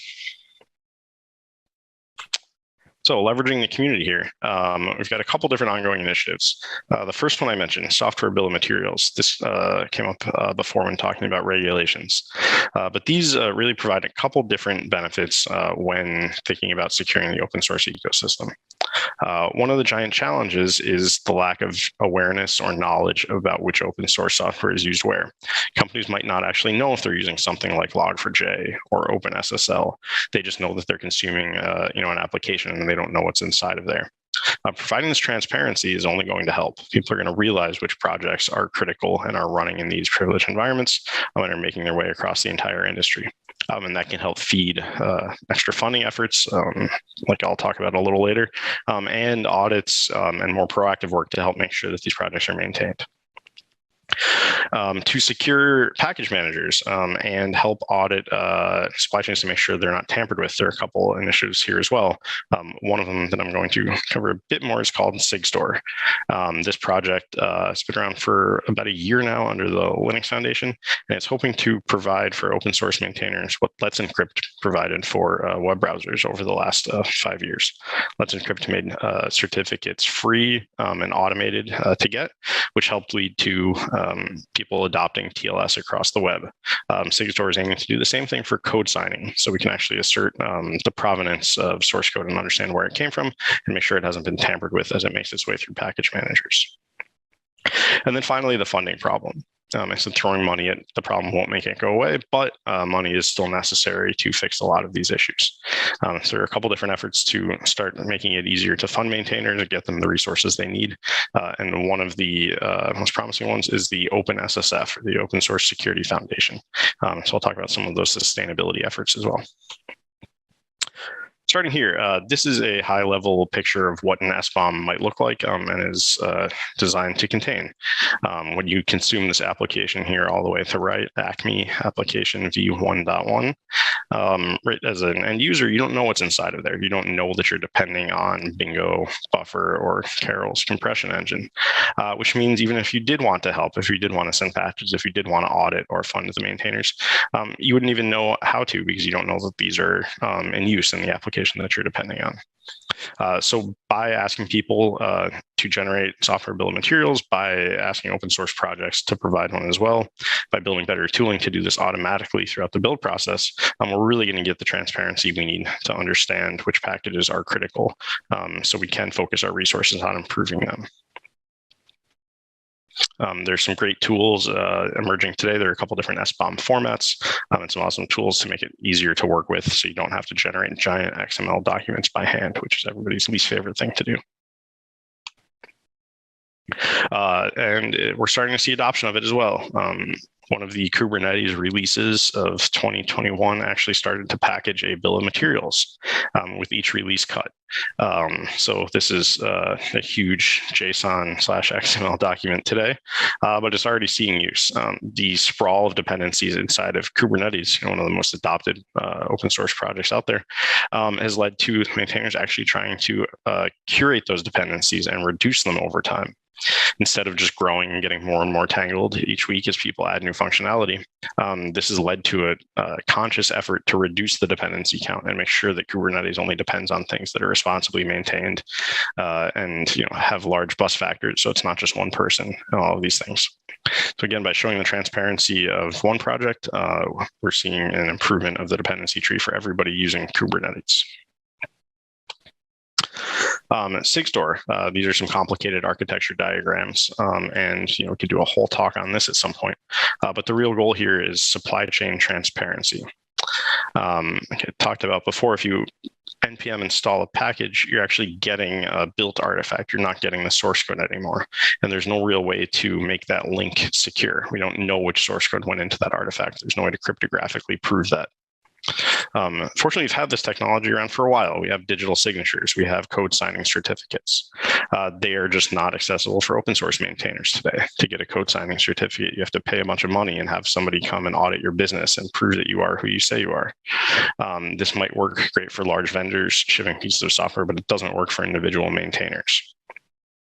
So just like Let's Encrypt did for browsers, setting up some standards where people could request certificates and get them on the fly through a lightweight verification process, Sigstor aims to do that for open source maintainers. People can run a single command, have their browser pop open, verify their identity, which is based on an email address or OpenID Connect protocol, and get a code signing certificate that they can use to sign open source packages as they're built. And this can be integrated directly into build and CI/CD systems, so you can sign things without having to manage keys or YubiKeys or have key signing parties or anything like the old days. And so making a huge set of developer-first tooling that's automatic and free is going to help improve the integrity of open source supply chains all across the industry. Then finally, the sustainability piece. Money is not the answer, but it is necessary, right? It's not sufficient, but it is necessary to fix a lot of this. It's kind of crazy that huge projects are built by volunteers and then used inside of code bases making millions and billions of dollars a year. It's not always fair, but it's not always easy to fix either. And so organizations like the OpenSSF, the Open Source Software Foundation, are pooling money together from companies across the industry that are interested in fixing this and setting up programs to hand out grants and hire full-time maintainers that are dedicated to improving the security of code bases. They're setting up free audits that open source software projects can request to get security experts to come in and look and provide reviews and look for vulnerabilities before they're found by attackers. So we can start fixing things and getting ahead of the curve here. So there's a bunch of different programs inside of the OpenSSF. You can find them at openssf.org if you want to get involved. So hopefully that presentation kind of pointed out the state of open source security across the industry, showed some scary stuff at the beginning to get your attention, and then left on somewhat of a high note. If you want to get involved in any of these initiatives, here are some links. And if you want to reach me, here's my contact information one more time. So thanks for listening to the presentation today. Hey everybody, happy Tuesday. This is Charlene O'Hanlon, and I'm here now with the headlines. First up on Devops.com is an article that looks at how to avoid crappy culture and keep developers happy. Yep, that title gets right to the point. Software engineers know how much they are worth.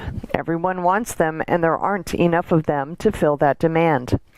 While the need for tech talent is greater than ever, the pandemic has shifted priorities for many engineers, and they're not alone.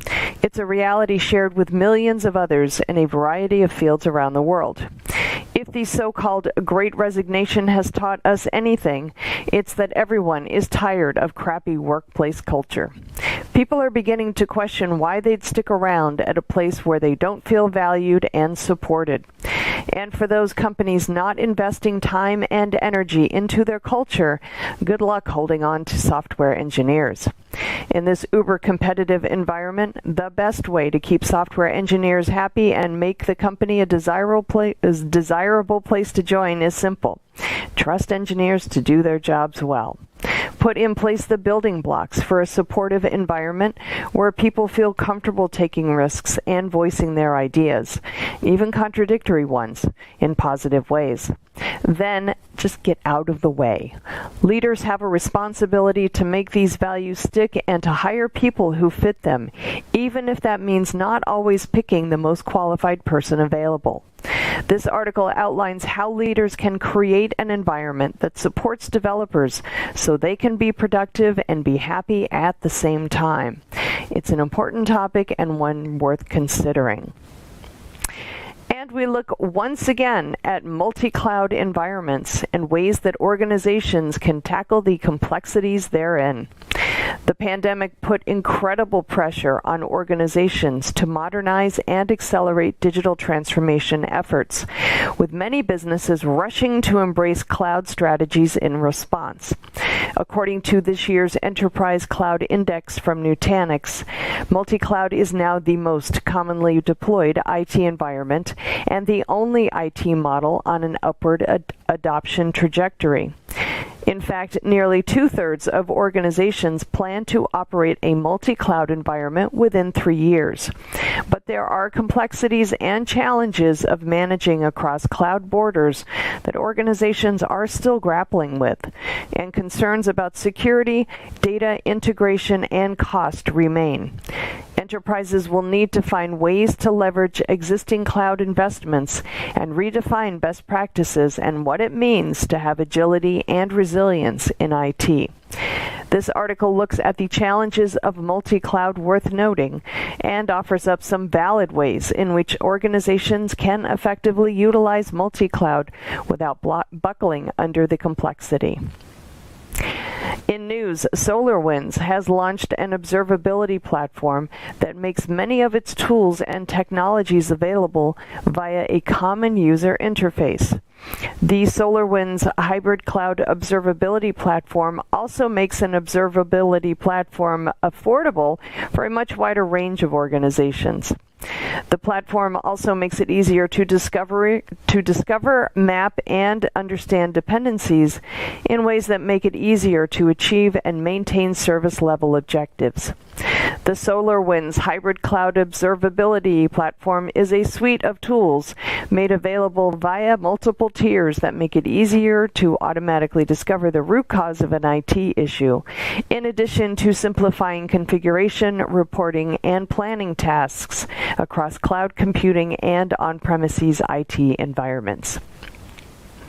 All right, over on Container Journal, we look at a problem with AWS's hotfix for the Log4j shell vulnerability, which was discovered by Palo Alto Network's Unit 42 research team. Apparently, the fix inadvertently made it possible for every container in a Kubernetes cluster to take over the underlying host. Yikes. AWS created its hotfix for the Log4j shell vulnerabilities and then made it freely available to any organization running Log4j log management software on any platform. The vulnerability discovered by Unit 42 researchers only affects the version of that hotfix that was made available as a container. The flaw in the fix is not as egregious as the original Log4j shell. Containers running with user namespaces or as a non-root user are affected as well. AWS has since updated the hotfix, but the vulnerability is yet another example of why organizations need to adopt modern IT incident management practices based on DevSecOps principles. All right, over on Security Boulevard, we look at the concept of automating secure coding training. More and more companies are emphasizing secure coding training for their developers, as it creates a culture of security-minded teams and incentivizes ongoing excellence for software that everyday users rely on. The latest approach within secure coding training now links real-time vulnerability detection with training curriculum, allowing Infosec teams visibility into areas of development they need to focus on the most.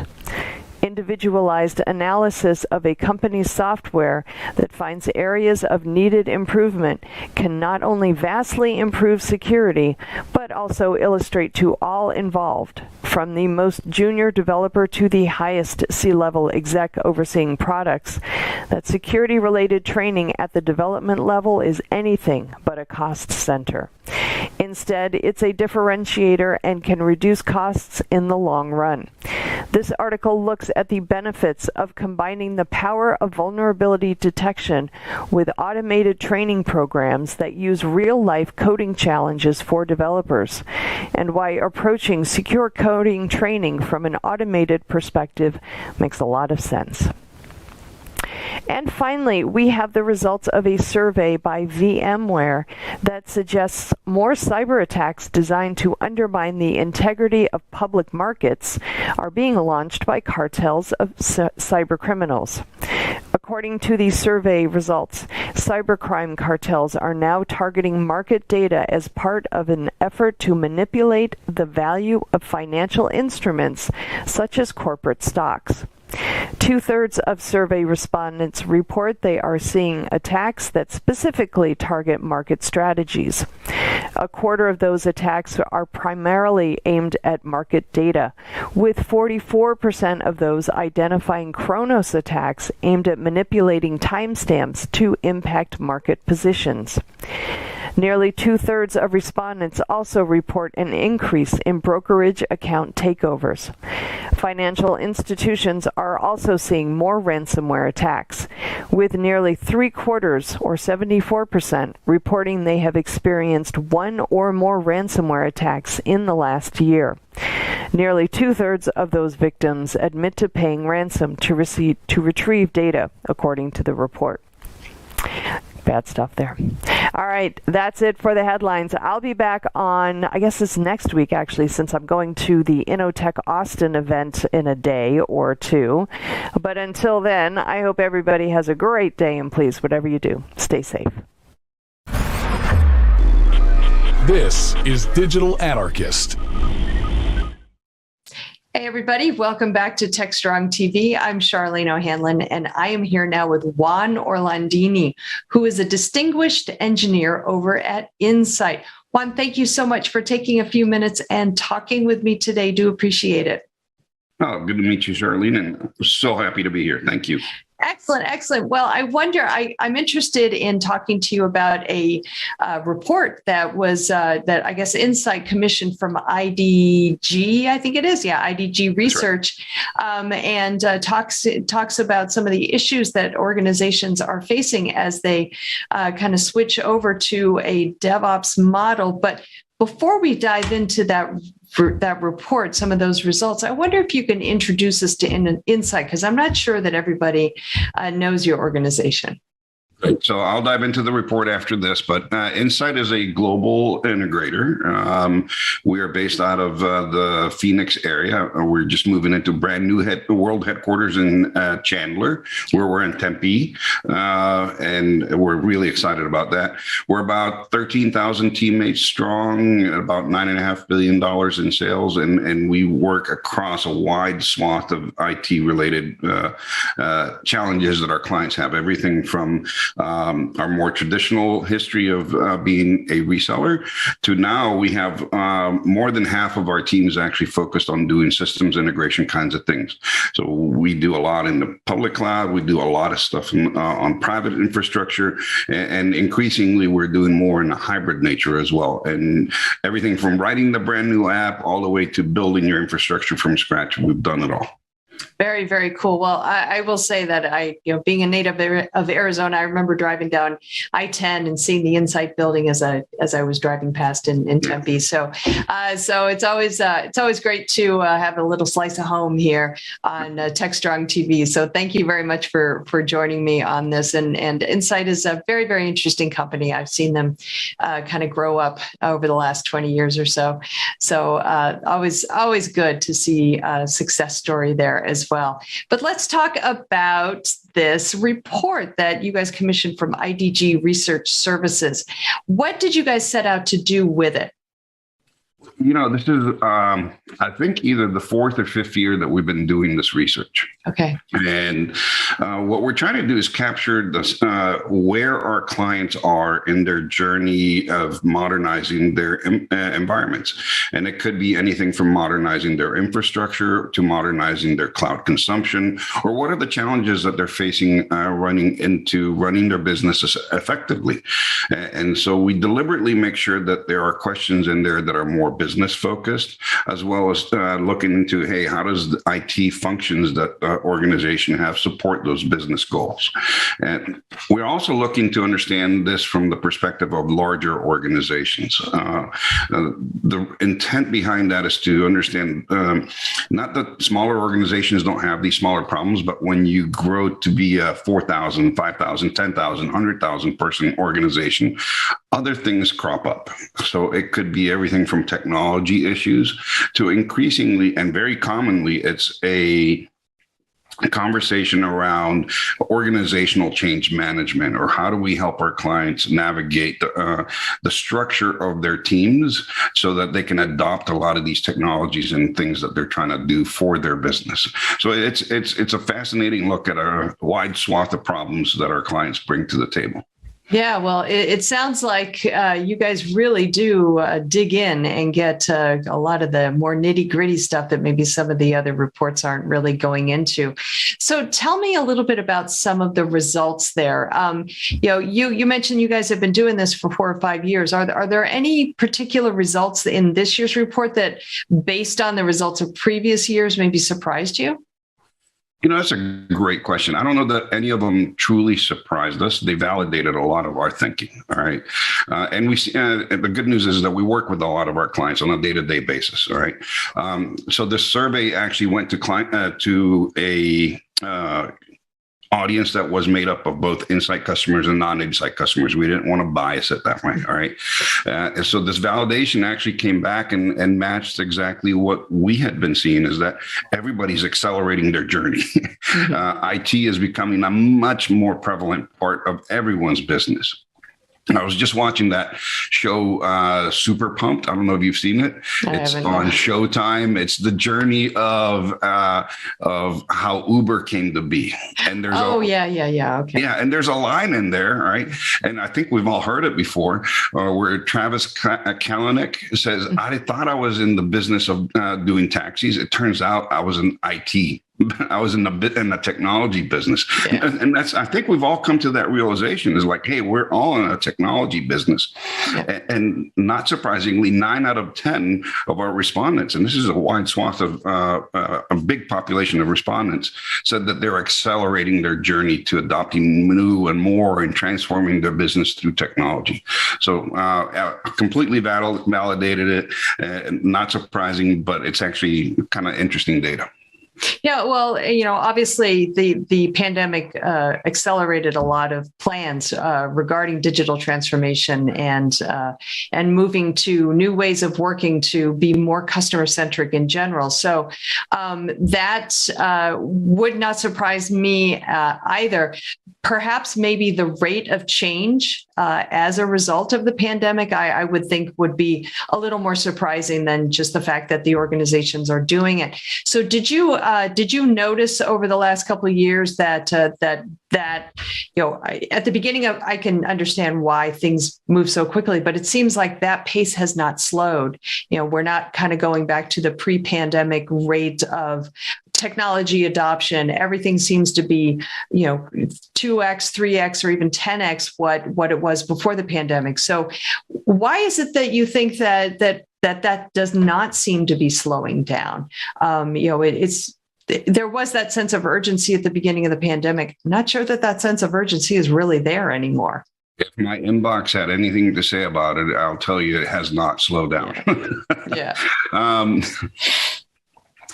don't know that I have the absolute why, but I will tell you that the sense of possible that was actually demonstrated through this global event is actually demonstrated to people that you not only can, but you have to. And I think that's maybe one of the imperatives that's driving everybody to go do this. The other thing that's happening is I think everybody's come to realize that if you don't do these things, there are going to be competitors that are going to, and you don't want to be disrupted out of business. A third one that I've started to increasingly see is that many of our clients have come to realize that their target demographic or their total addressable market has dramatically shifted because now everything is digital. Yeah. So I'll give you an example. We hosted a CIO roundtable with a client, with clients. And one of the clients said, hey, we went from being this regional hospital where our target demographic was just that region. And the way we grew is by acquiring more hospitals and growing our footprint. But during the pandemic, what they realized is through doing a lot of telemedicine, now their target audience is global in scale. So now IT became the centerpiece of how they actually expand. So they grew their business dramatically that way, right? And I think there's stories like that that are happening all over the place, regardless of what industry you happen to be in. That's really, really interesting to think about that on a much more global scale. Just the way that the technology has, pretty much just broken down all the barriers. And I've heard those types of stories throughout every industry that the pandemic has actually been. I don't want to say it's a good thing, but it certainly did kind of open up people's minds and their perspective on what their business actually is and what it could be. So that has been certainly a positive to come out of everything.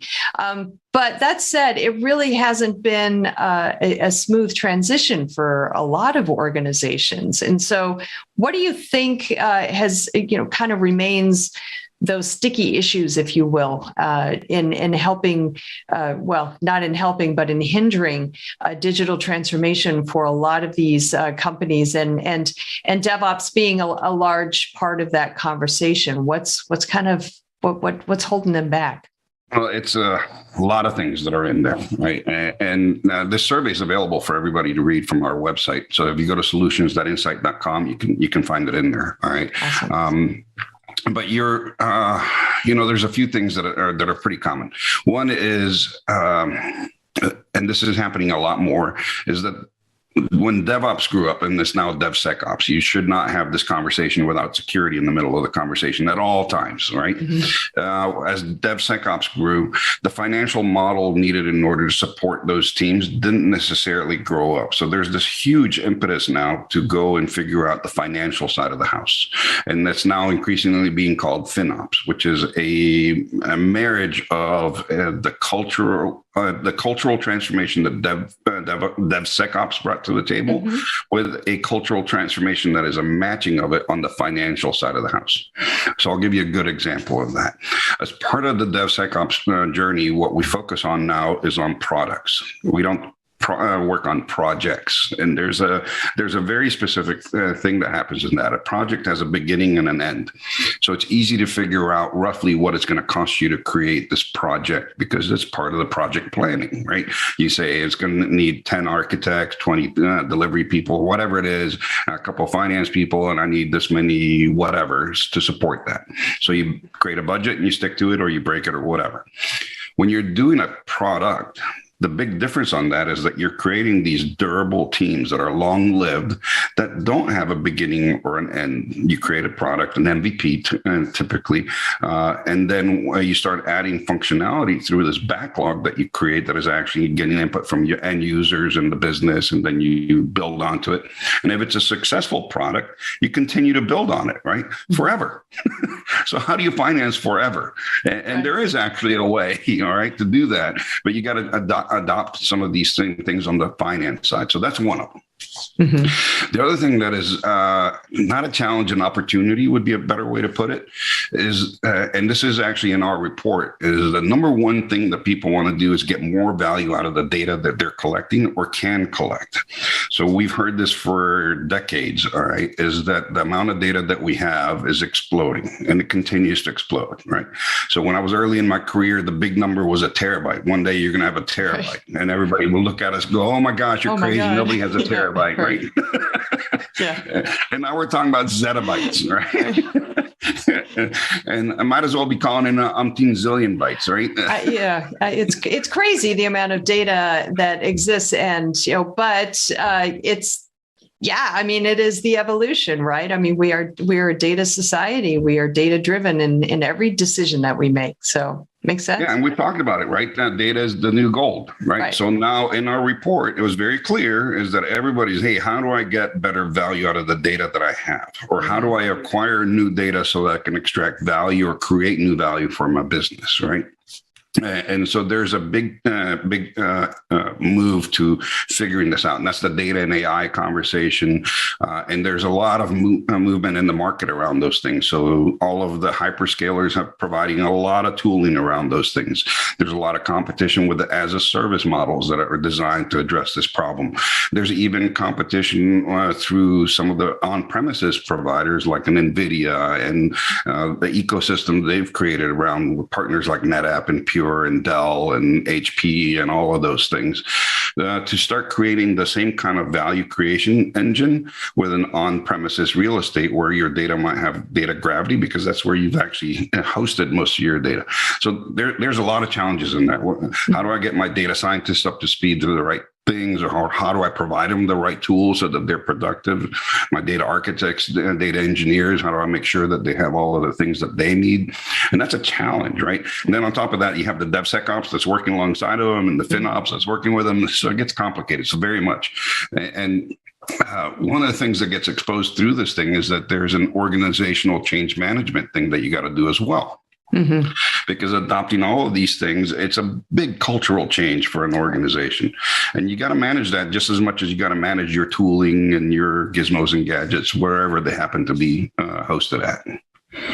Yeah, well, the culture, I think it's actually one of the most important elements in a successful dev or DevSecOps transition, and just, wholesale adoption. And that doesn't mean that DevOps or DevSecOps needs to be adopted everywhere within the organization, especially at the beginning. I think I've seen the most success in environments that have adopted Dev or DevSecOps, that they iterated it. That like one department would adopt it and then another, and then to the point where there's enough DevSecOps happening in the organization that it just becomes part of the culture. But it can't be one of these, okay, we're doing DevOps now, and everybody's like, what? No, I don't understand that. It's you got to get that buy-in, and you got to prove the success before you can actually, bring it on to a much larger audience. But I wonder if the companies that are kind of feeling the pain, if you will, in adopting the DevOps methodology and practices, maybe they're approaching it from the wrong way. Maybe they are trying to kind of, to eat the entire elephant at once.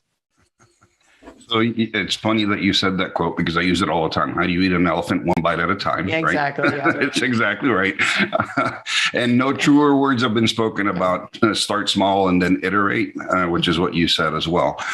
We have seen many instances where organizations said, we're doing DevOps. And then you take these massive dev teams, 500, 800, 1,000 people strong, and say, you're going to go learn how to do DevOps. And you get chaos. And it's terrible, right? Where we have seen the successes is exactly what you're saying is, hey, start with something that you can prove value to the business very quickly, and start with a team that is amenable to doing these things, right? And work with them and enable them and see if the magic happens. And if it does, then take that as a learning lesson for your organization, and then do that to other teams that are of the same time. And you create the snowball effect that over time, you're going to start being able to get the rest of the organization to adapt.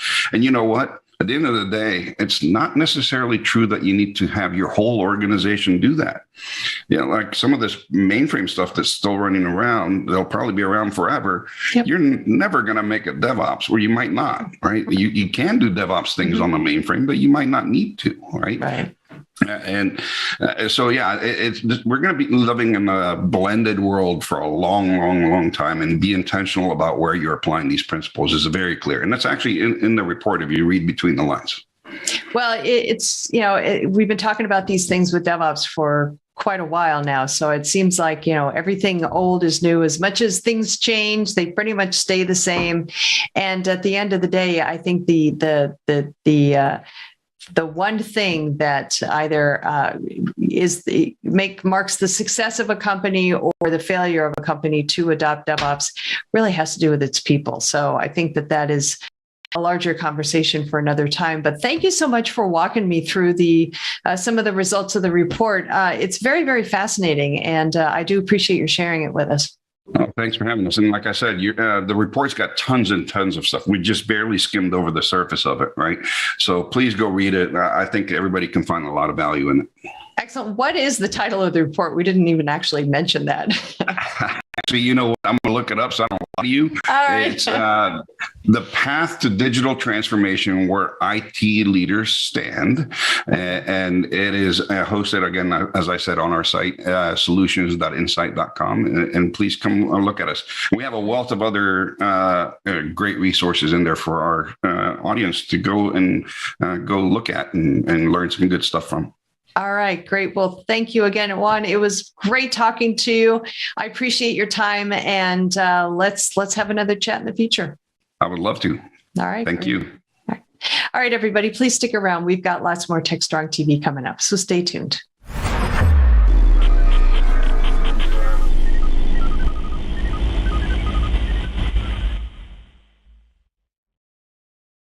Looking for a live conference focused on the tools, technologies, and practices most important to your business? Innotech conferences are live one-day business and technology conferences highlighting the latest in trends for IT leaders, developers, and IT professionals.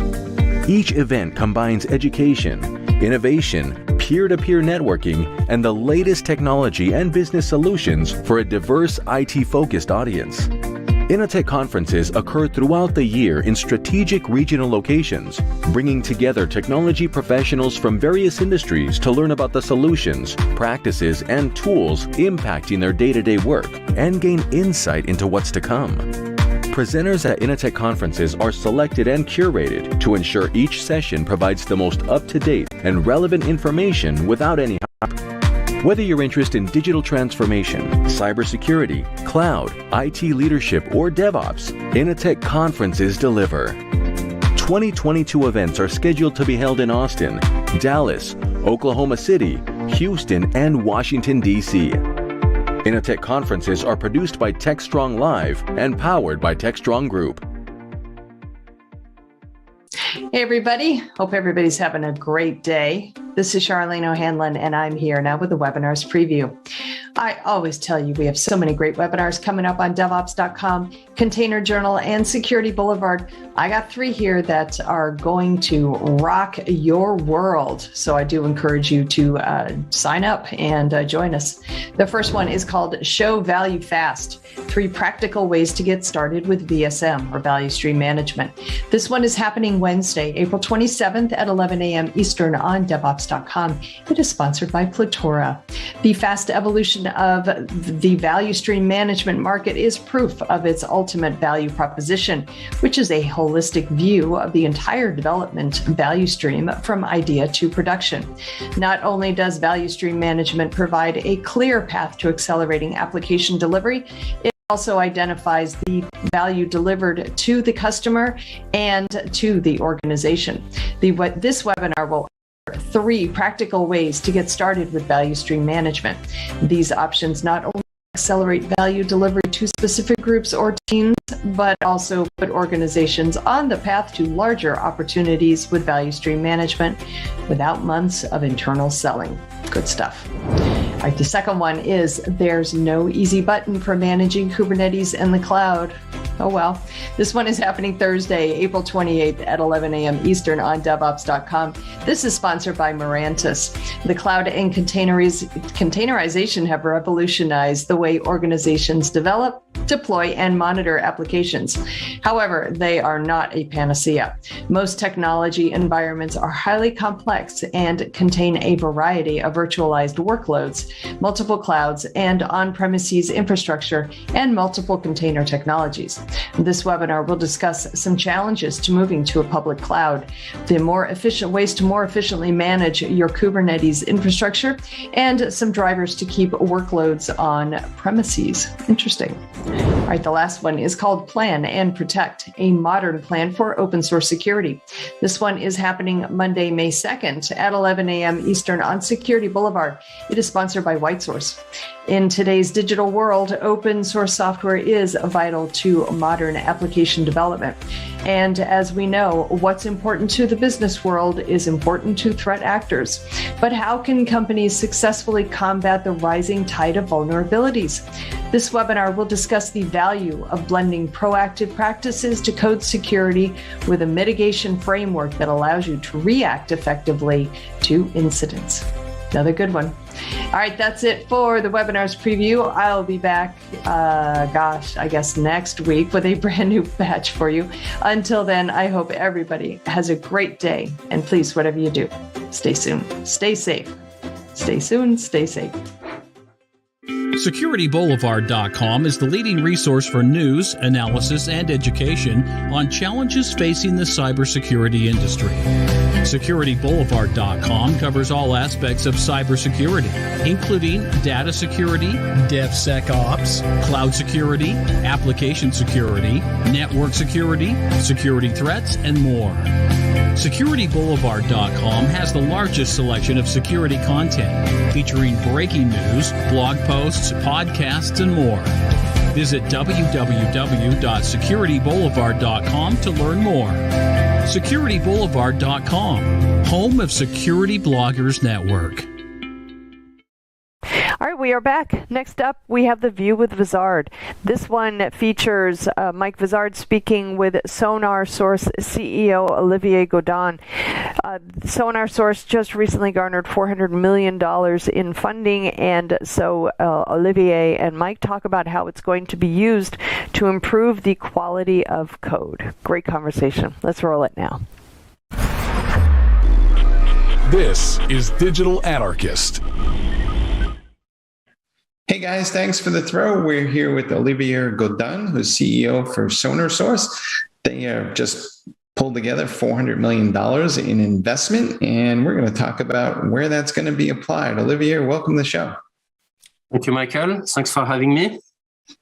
I'm not sure everybody knows who SonarSource is, so why don't you describe the company for a little bit and then maybe clue us in as to where does $400 million need to be spent to move the company forward? Okay, so SonarSource is a Swiss company based out of Geneva. It has been around for 13 years now. We have 4 offices, Geneva, of course, one in France, one in Germany, and one in Austin, Texas, where we have about 80 people. And what we do is what we call clean code, which is really we help companies to manage what we consider is an asset, their source code, for it to not become a liability. That's really what we do. And when we analyze the code, are we focusing on the quality or the security? Or is that the full gamut of that definition? Because in some ways, maybe quality and security are becoming one and the same thing. I think you can. We see it as many different things. But at the end, which is many attributes like maintainability, changeability, portability, sustainability, reliability, security, safety. But at the end of the day, we consider this is one big thing, which is we help companies to comply to good standards for their code, basically. Whatever the dimension, I would say. And is this a process that the developer manages, or is it handled more within the context of, say, a DevOps workflow, and we embed this within a CI/CD system? What are my options here? So the way we look at it is we actually believe all stakeholders in development should be involved, but we definitely believe that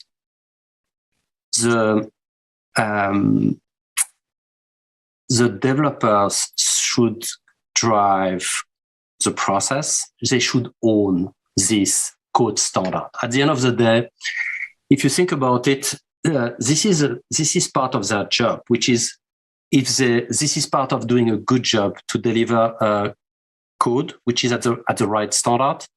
If you put it the other way around, not delivering code that is at the right standard would mean not doing a good job. So what we think is that it should be done throughout the development lifecycle.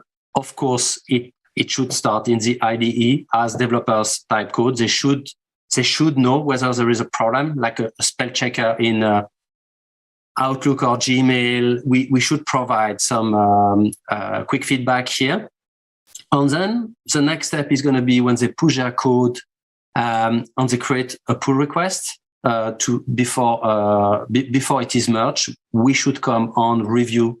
I mean, when I say we, I mean the Sonar should come on review this pull request to see whether it is as per the standard, and also enable the person who is going to review to make an educated decision on whether to merge or not.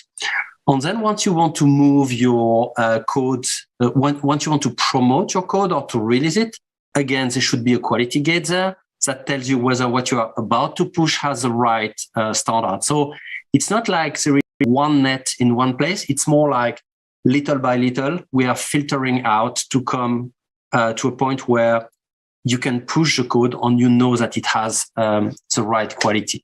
So that's really how we approach it from a process point of view. So it's really a shared responsibility across the process. Now, if we are thinking about, I would say the methodology, which is who owns what we are pushing is really that developers, they should own all the codes that needs to be changed as part of their daily job, which is they develop a new feature, they change an existing feature, etc. All the code that is added or changed during that process, they own it.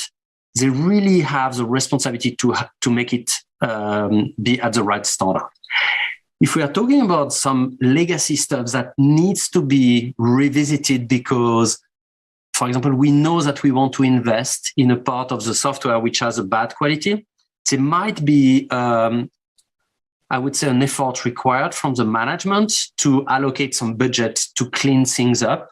But that's very unusual. You might want to clean things up before you start to make big changes, because otherwise there might be so much technical debt that it's going to be impossible to make any change. So I think I would say generally it belongs to developers and development teams.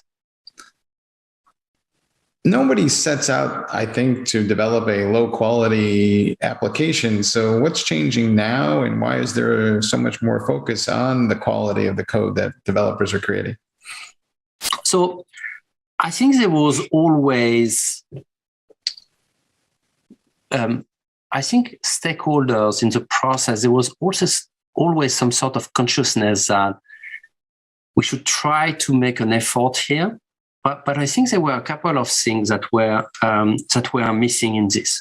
One is that unless you have a way to get a quick feedback loop, to see what's happening in the IDE, in the pull request, etc., unless you have this kind of way, it's very difficult to actually develop, to know that what you are developing has the right standard. It's a little bit like, again, back to the spell checker, unless you have something that underlines, you can read it, you can try to do your best, but you have no protection against the fact that one or two spelling mistakes are going to go in your text. So that's one aspect. The second aspect is that I think it has taken a while for companies and for organizations to mature and to realize that the cost of the technical debt is huge. If you speak to people who are sitting on boards of like startups or scale up, they will tell you that every time some discussions around innovation, pushing the product start, every time there's this kind of discussion, it always lands into, we have to fix this, we have to fix that. Our application does not allow this, which sounds much more like a liability. It sounds like this software is a liability much more than an asset. And I think the third component is that because there are solutions for this now, because these solutions, they can be embedded in the developer pipeline, and because it comes at pretty much no cost, because what we are saying is every time you touch a line, You just make it right. It doesn't cost you more. As soon as you know that there is a problem, you can fix it. The cost is really not substantial. People have realized that it is not a fatality to have crappy applications. For a long time, it was like, hey, this is it. There is nothing we can do about it. Now people realize that actually there is something you can do. It's going to take a little while to remediate, but at least we can put in place something that will incrementally and systematically remediate the quality. Mm-hmm. I don't think that developers are against scanning their code per se, but I think they kind of treat it like the gym. They tell themselves they're going to go do that, and then the week they forget to do it, and then by the time they get around to doing it, there's a massive amount of code that they have to scan, and then they're like, well, that's a half a day of effort right there. So what is the best practice, or how do we get developers to kind of code things in a timely way that they then scan in a timely way and kind of address this issue? So I really like your metaphor with the gym. I think it's exactly right. If you wait Sunday to do your gym, you are gonna have so much to catch up on that eventually you are going to be discouraged and you are going to do nothing of your week. I think here it's the same, which is, again, in your IDE, we highlight, so you know already, you get a chance to do the quick thing here. And then in the pull request, the guy who is going to review your code gets also the same chance. And then once you merge, there is a quality gate that's going to happen. And I think this is where organizations, they can help for people to make it like a routine rather than waiting and it becomes like a big mountain to climb, where you have a quality gate. Every time you merge, you have a quality gate that's going to tell you it's not green. And you have to make it that when it's not green, this is not acceptable. Like it has to be fixed. Same way continuous integration works, like with all the build tools. When the build is red, the rule is when the build is red, there is nothing more important than fixing the build. That's the same thing here. When your quality gate is red, there is nothing more important. And because this is atomic, it's actually one merge that was done, it is still a fairly small thing to fix. So basically, what we are saying is that the only thing that organizations should put in place is a quality gate on the new or change code that should always be green. This is it. How smart can all of this get? Because some folks are always going to be inherently lazy and maybe not want to go to the proverbial gym. So are we going to see artificial intelligence come along at some point and just turn everything green for us? Or does the developer have to participate in the process? Well, I think artificial intelligence certainly can help a little bit here. I'm not sure it's going to really help to find problems. Maybe it can help to identify patterns where we can safely do a automatic code fix. Maybe this kind of stuff. But I think at the end of the day, so technically, certainly AI can help.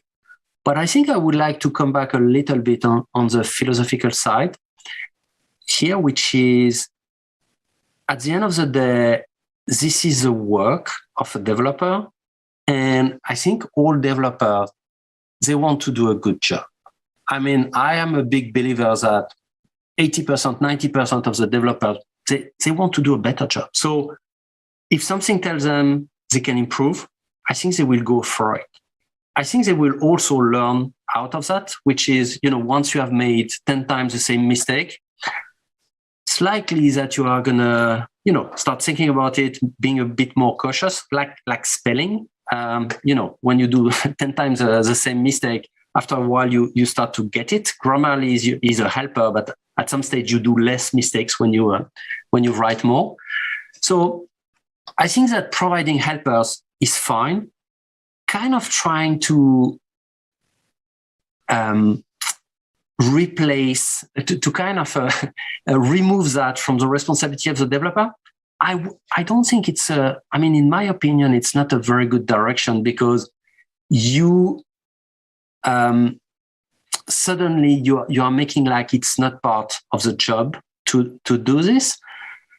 And I think at the end of the day, you mentioned the fact that people, some people will never do their gym. I think at the end of the day, if some developers are uninterested to do a good job, I don't know that these are the developers you want to have in your organization. Mm-hmm. We also see a lot more dependency between organizations around applications. Do you think that there'll be more reviews and audits of code that people will require because they're dependent upon code that somebody else is creating, and they're basically going to ask some tougher questions soon? It's a very good point. And we had been thinking at some stage at Sonar that we should do some analysis of open source, for example, just to provide some view. You know, when people are hesitant between choosing one library or another library to solve a problem, we could actually provide them information about how good internally, how good these libraries are, to help to make a choice, to also think about, if I start to have issues, is it likely it's going to be fixable? Am I going to have many issues, etc., etc. We never put that in motion, because we also never felt like there's so many libraries that compete between each other. But I agree with you that I think as the maturity rises in this domain, it's going to be likely that people who are consuming somebody else's software, they will want to know what is the quality of that software, for sure. Whether it's a proprietary open source software, I'm sure there will be some ask for like badges to confirm that they pass quality gates, for example. Yeah.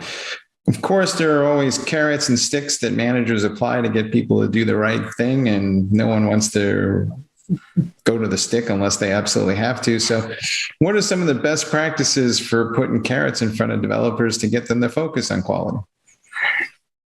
Well, again, I think there is a natural carrot for developers to do a better job. So that, it's a little bit like the gym again, which is once you have done it in the morning, you feel good, and that should be the motivation to do it the next day. So once you start to pull the trigger, it should feel good. I think the way we look at that is we have always been carrot driven. I have to say that there were a couple of features in the product that were more like that have been used as sticks. And once we realized that they were used as sticks, we change them, and sometimes we remove them, because this domain, if you start to show the stick, it's not going to happen, or it's going to happen in the short term for the wrong reason. From a carrot perspective, I think the next big thing we would like to do is some sort of gamification, which is if we could tell people, same way Grammarly does it. I don't know if you use Grammarly. It's great. You get, sometimes you get this report where they tell you that you are in the top 10% in your organization, that you have reduced your, I can't remember, you have reduced your rate of errors by X%, etc. This kind of stuff, I think, is extremely motivating for developers, and we would like to actually introduce this.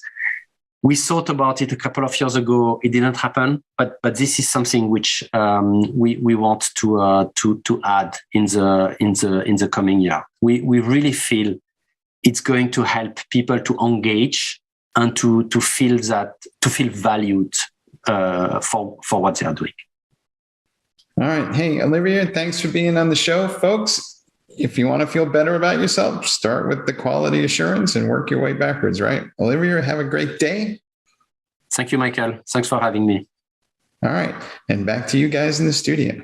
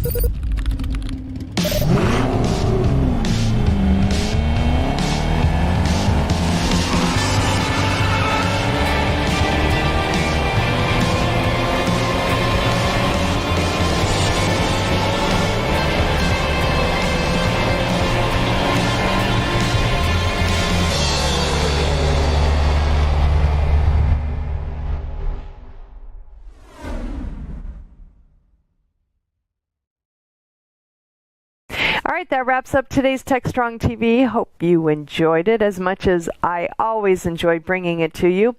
A couple quick reminders. We are going to be at the InnoTech Austin event tomorrow. It's our live in-person IT conference happening in Austin, and we're actually going to be live streaming some of the sessions during the day, and I've also got a couple interviews lined up for you.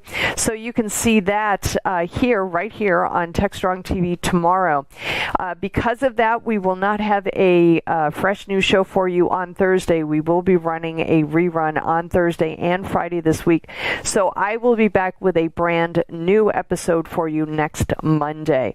But if you are in the Austin area and you feel like coming out and saying hello, please do. I'm going to be at InnoTech Austin, flying out a little bit later on today. And please do come and say hello. And if for some reason you're not able to make InnoTech Austin, that's okay. Come see me in Dallas next month. I'll be doing the exact same thing on May 11th. If you're interested in either one of these events, you can go to InnoTechAustin.com or InnoTechDallas.com and check out the agendas, the speaker lineups, and the registration form. You can go ahead and get registered right there on the site. We also have a lot of other events coming up throughout the year. I do encourage you to check out the entire lineup at TechStrongEvents.com. That's it for me today. I will see you next week unless I see you tomorrow in Austin.